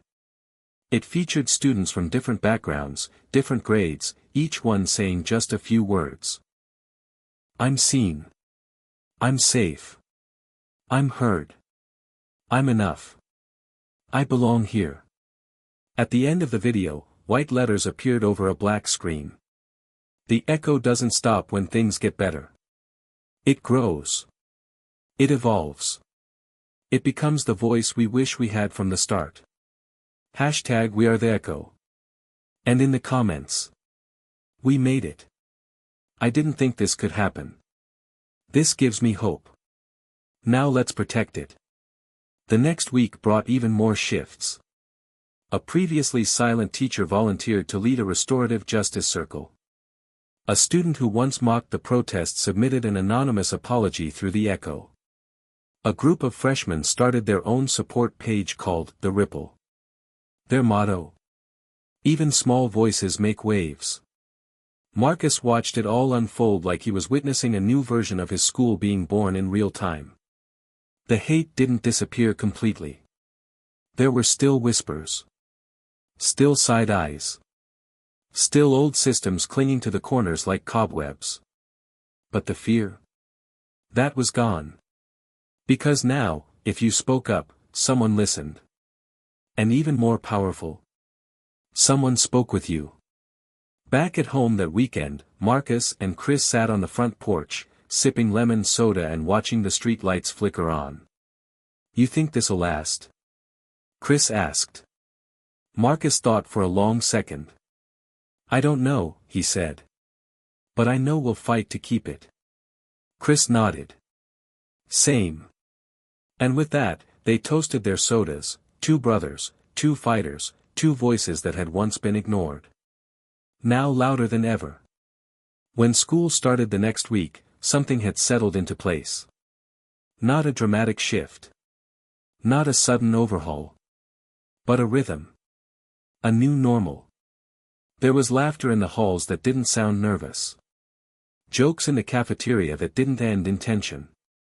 Classrooms where students, black, white, Latinx, Asian, queer, disabled, felt like they could finally just be. And the Echo?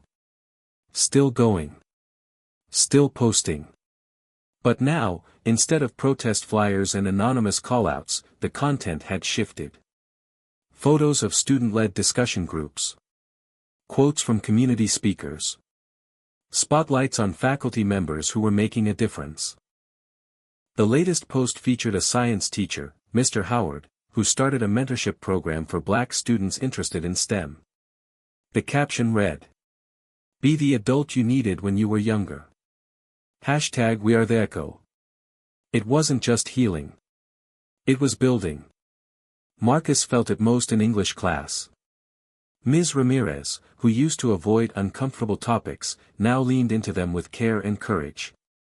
One afternoon, she held up a novel, The Hate You Give, and asked, "Why do you think stories like this matter in a school like ours?" No one looked down. No one checked out. Hands went up. Voices rose. And Marcus? He listened. He didn't always need to be the loudest in the room anymore. That was growth. Later that day, Marcus caught up with Mr. Gardner in the hallway. Not as a confrontation. Just a conversation. Gardner looked tired, but sincere. He leaned against the wall like a man still learning how to be human in front of kids who had seen him falter. "I saw the last Echo post," he said. "Good work." Marcus smiled. "We're just getting started." "I know," Gardner replied, nodding. "Keep pushing." "And, Marcus?" "Yeah." Gardner hesitated. "Thanks for not giving up on us. Even when we deserved it." Marcus didn't say anything for a beat. Then he gave a soft, "We never had the luxury to," and walked away. At lunch, Marcus sat with Chris and Tasha under their usual tree. "I can't believe next week is the 1-year anniversary," Tasha said. "Of everything." Chris looked up. "The shove in the hallway?" Tasha nodded. "Zach. The protest. The wall of truth." Marcus stared into the distance. "Feels like another lifetime." Chris reached into his backpack and pulled out a folded piece of paper. "What's that?" Marcus asked. "It's your original quote," Chris said. "From the very first time you posted anonymously on the Echo. Before the wall. Before the protest. Before anyone knew it was you." He unfolded it and read. "They say our school is diverse. But diversity without safety is just a photo op." Marcus swallowed. "I was angry," he said. Tasha smiled. "You were right." They sat in silence for a moment. Then Marcus added, "We should do something for the anniversary. Not another protest. Something different." "Like what?" Chris asked. Marcus grinned. "A celebration. They called it the Echo Assembly. No banners. No drama. Just truth." The students took the lead. They arranged performances from spoken word artists, musicians, dancers. They invited alumni who had been watching the movement from afar. Teachers shared reflections. The principal opened the auditorium, but let the students run it. No censorship. No edits. Just the unfiltered story of what had happened that year, from pain to power. Marcus opened the assembly with a speech. But this time, it wasn't about anger. It was about gratitude. "A year ago, I felt invisible. A year ago, I thought no one would listen. Today, I'm standing in front of you, not because I fought alone, but because we fought together. We are the Echo. Not because we speak after, but because we speak again. And again. Until we are heard." The room rose in applause. And for once, it wasn't just students clapping. Teachers. Staff. Administrators. Everyone stood. After the assembly, Marcus was swarmed. Students shook his hand. Hugged him. A few teachers even teared up. But what stuck with him most was a moment just outside the auditorium. A freshman girl approached quietly, notebook clutched to her chest. "Hi," she said, voice barely above a whisper. "I just wanted to say, thanks. I didn't think I could belong here." Until this year. Marcus smiled gently. You do. You always did. She looked down. I think I'm gonna start writing stuff too. Like, poems. He nodded. Then do it. We'll post them. Her eyes lit up. Really? Absolutely. You're the Echo now.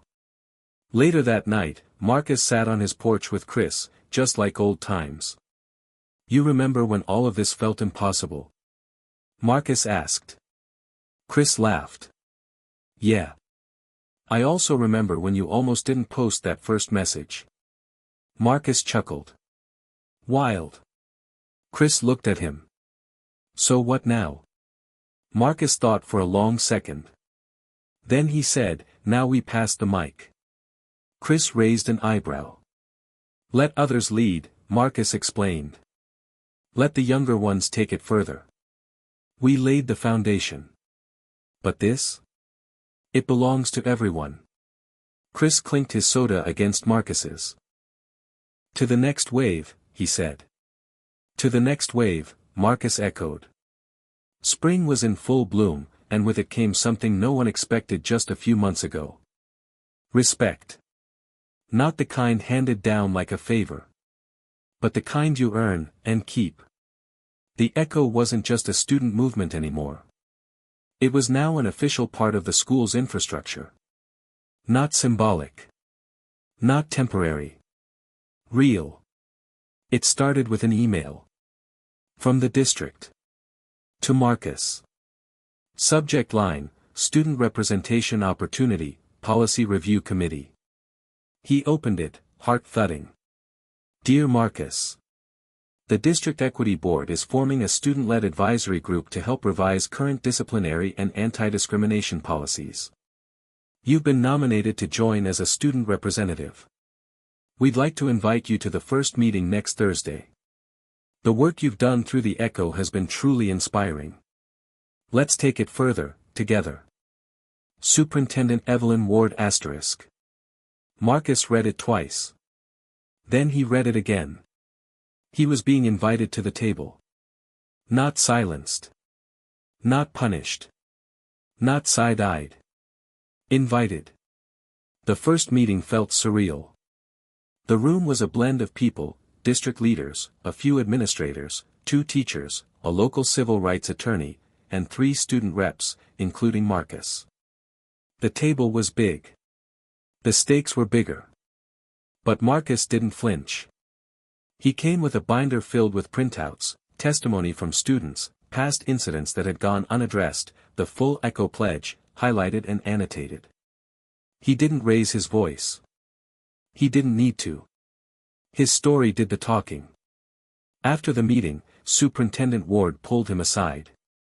You know, she said, when I was your age, we were fighting to have Black history included in textbooks. Marcus tilted his head.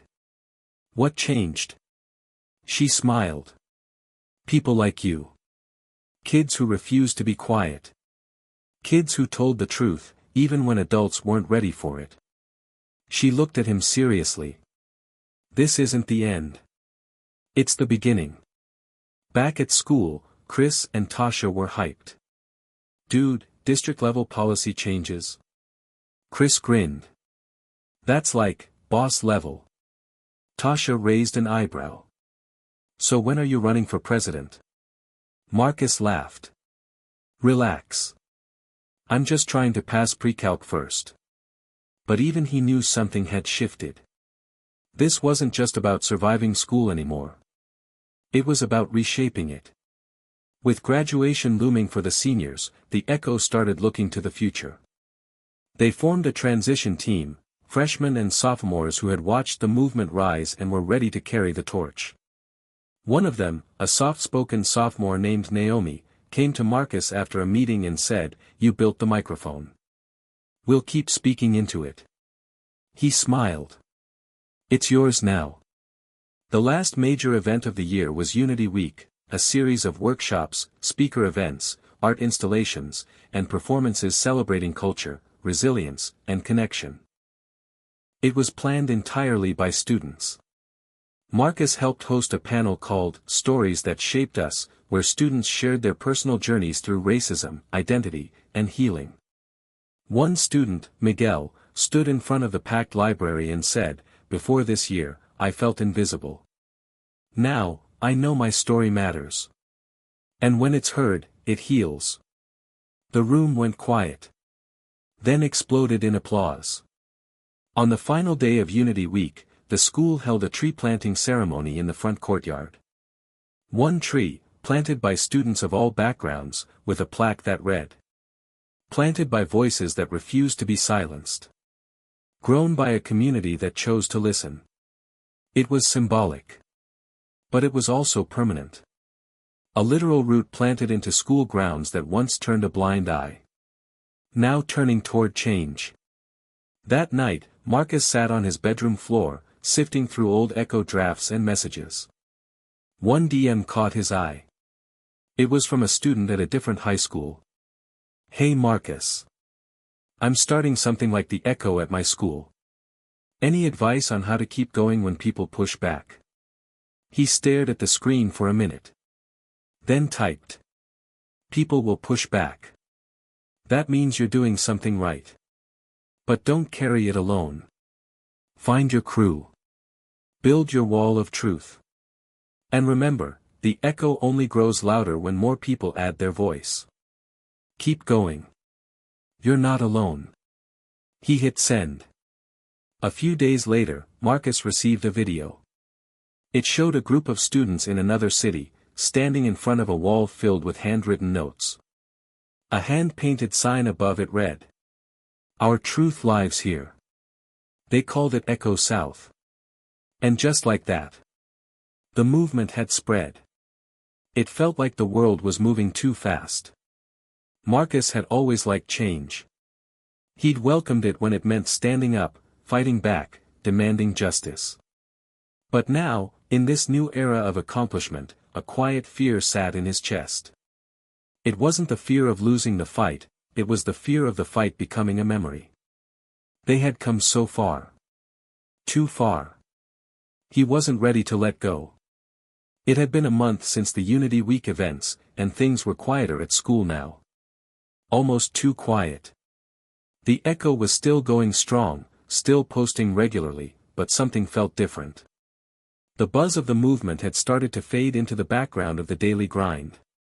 There were still messages of thanks, still a few heated debates in the comment sections, but the fire that had once driven everything seemed to be cooling.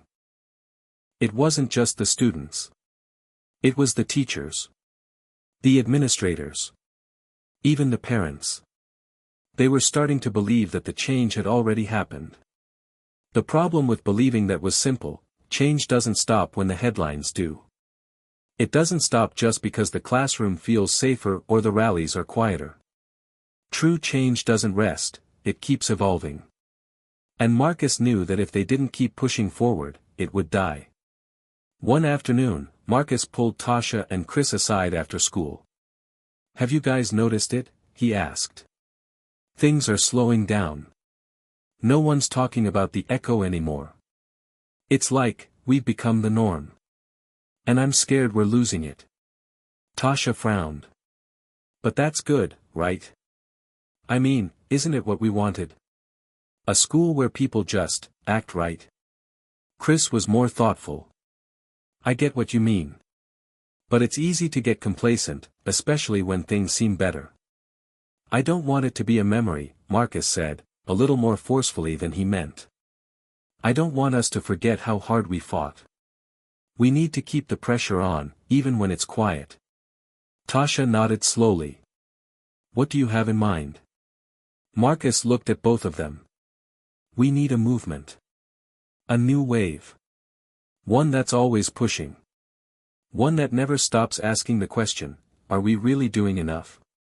The next few weeks were a blur of meetings, late-night brainstorming sessions, and conversations with student leaders, teachers, and even alumni. Marcus and his team realized that the Echo wasn't just about speaking up, it was about staying awake. And that meant tackling issues beyond just racism. It was about mental health, access to education, diversity in leadership, and inclusion for students with disabilities. It was about making sure every student felt seen and heard, not just when something was wrong, but every single day. They decided to launch a campaign called Echo Forward. Echo Forward would be the sustainability plan. The rallying cry for the future. The campaign would 1. Create safe spaces, expand the Echo's efforts to ensure that students felt comfortable not just speaking up about racism but also about mental health struggles, bullying, family problems, and all the things that affect their day-to-day lives.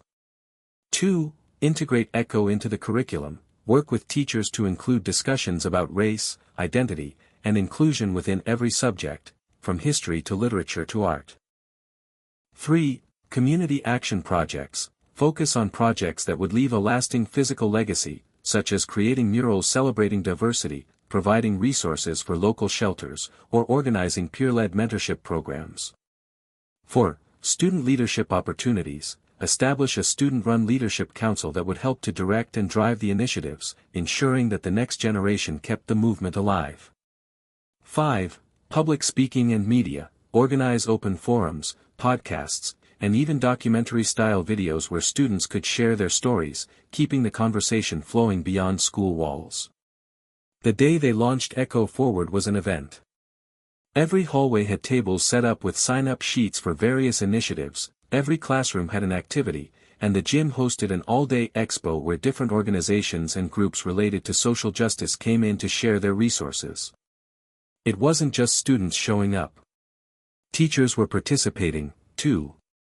Some helped lead discussions, others had their own booths, and several pledged to integrate diversity education into their syllabi. Marcus stood at the entrance of the gym, watching it all unfold. His heart swelled with pride, but the feeling was bittersweet. They had created something that was bigger than themselves, but it wouldn't last unless they stayed committed. The success of Echo Forward wouldn't be measured by the turnout at events, it would be measured by how long the conversation continued after the last sign-up sheet was turned in.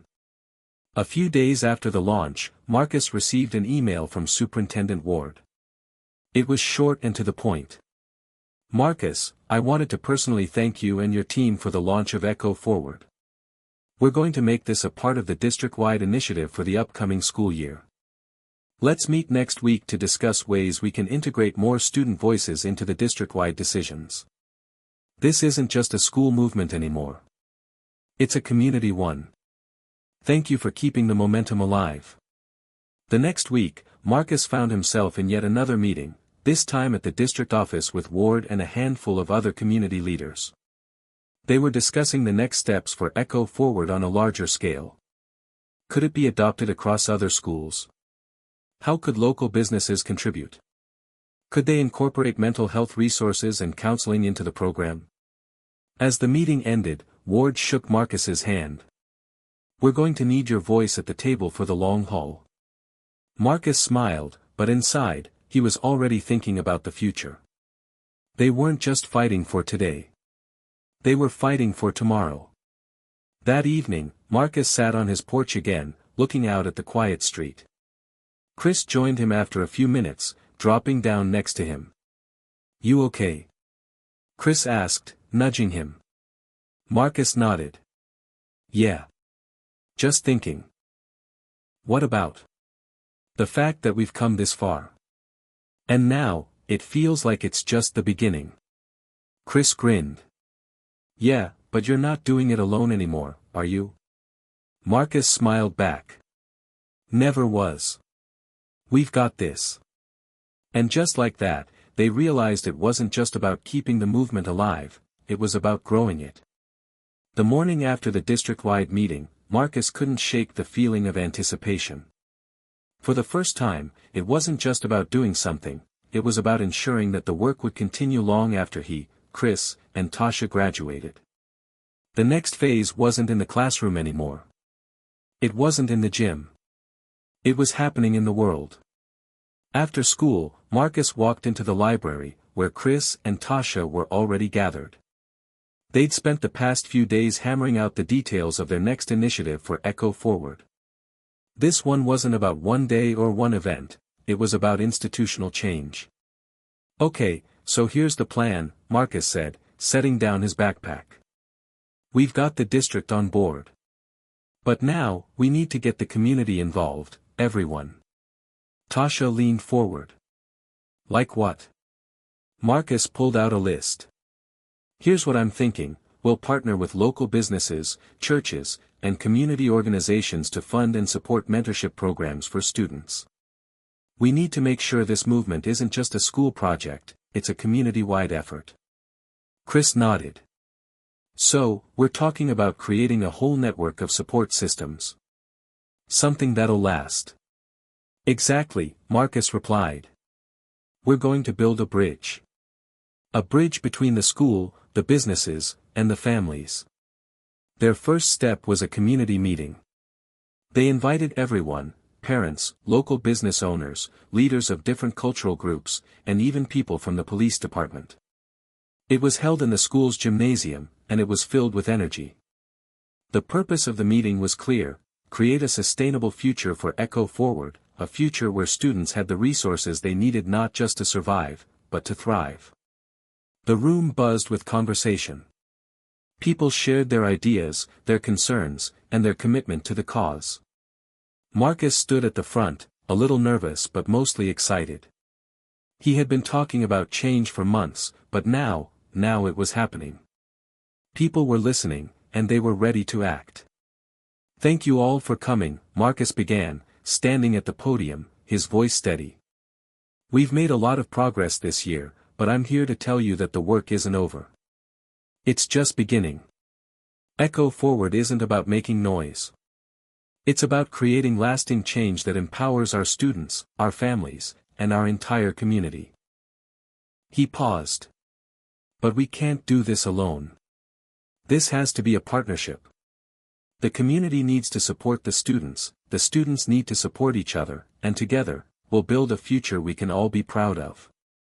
The meeting was a success. The local businesses pledged to provide funding for after-school programs. Community leaders promised to mentor students and offer guidance. Even the local police chief spoke about how they could work together to ensure safety, understanding, and better relationships between officers and students.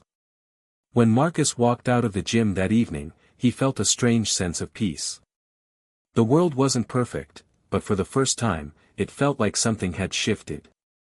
And this shift wasn't just about them. It was about everyone. The months leading up to graduation were filled with moments of triumph and reflection. Marcus, Chris, and Tasha spent time with the younger students, making sure they were ready to carry the torch. They held workshops, led discussions, and even helped with the design of a student-created mural in the center of the school courtyard, representing the unity and diversity they'd fought for. The mural was a beautiful patchwork of images, of students of different races and backgrounds, of hands held together in solidarity, and of powerful symbols of strength and hope. On the day it was unveiled, the entire school gathered around the mural. There was a ceremony, of course, but it wasn't just about the mural, it was about what it represented. Unity. Strength. And an unbreakable commitment to always push forward.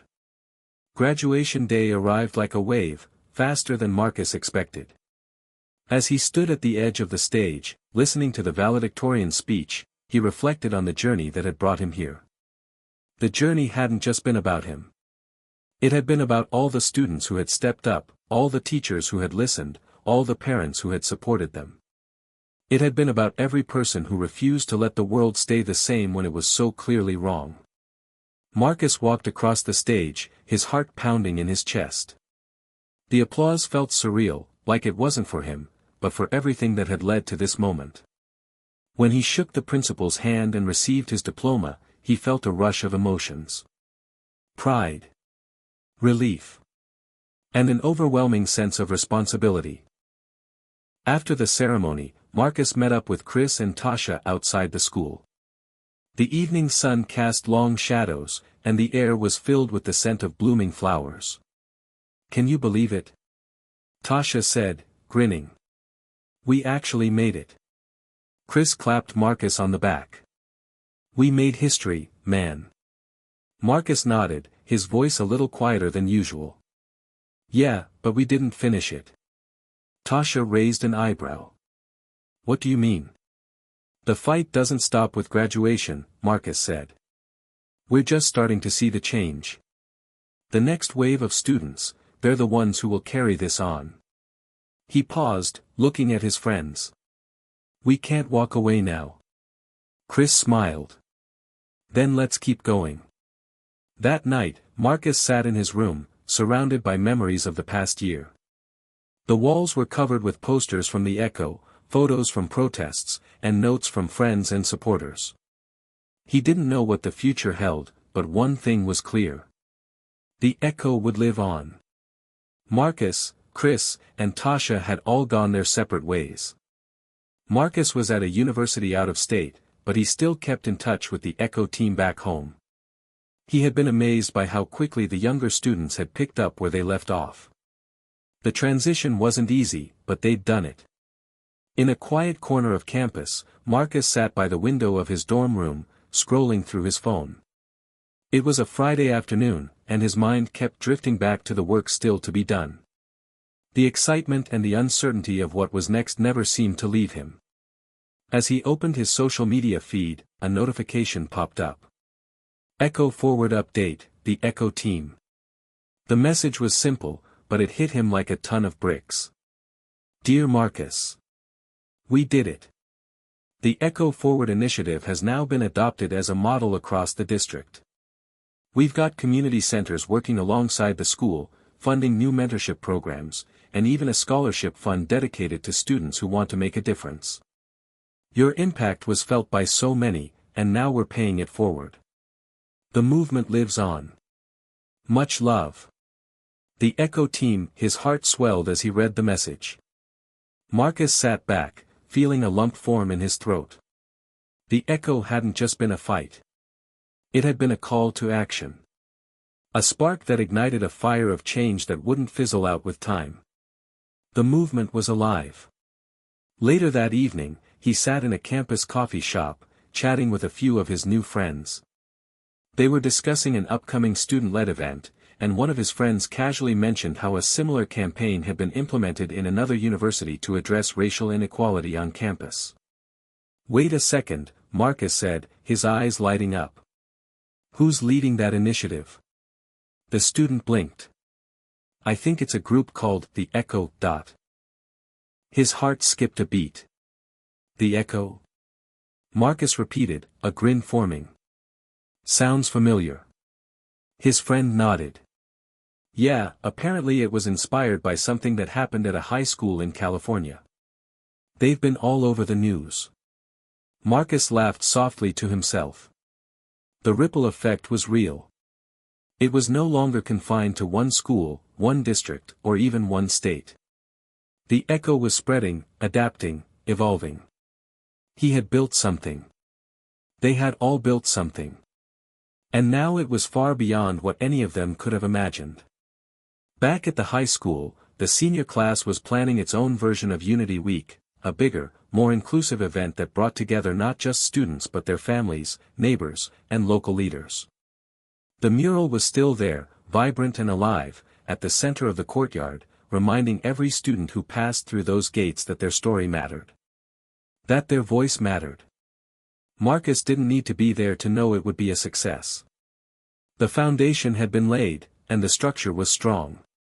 He could almost feel the energy of the students pushing forward. Every year, there would be new faces taking the reins. There would always be new obstacles to overcome, but the message would remain the same: we rise together. As he finished his coffee and walked back to his dorm room that night, Marcus had a quiet realization. The fight for justice, for change, was never truly about winning a battle. It wasn't about proving a point or even achieving a singular goal. It was about the continuation, the process of growing, evolving, and ensuring that those who came after would never stop questioning, never stop speaking up.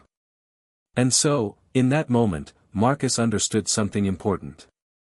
He didn't need to be the one holding the megaphone anymore. The world was loud enough on its own. The movement, Echo Forward, was now unstoppable. Hit subscribe and leave a comment with where you're watching from. This story might just spark a new beginning. What's one thing that always pushes you forward, even when things get tough?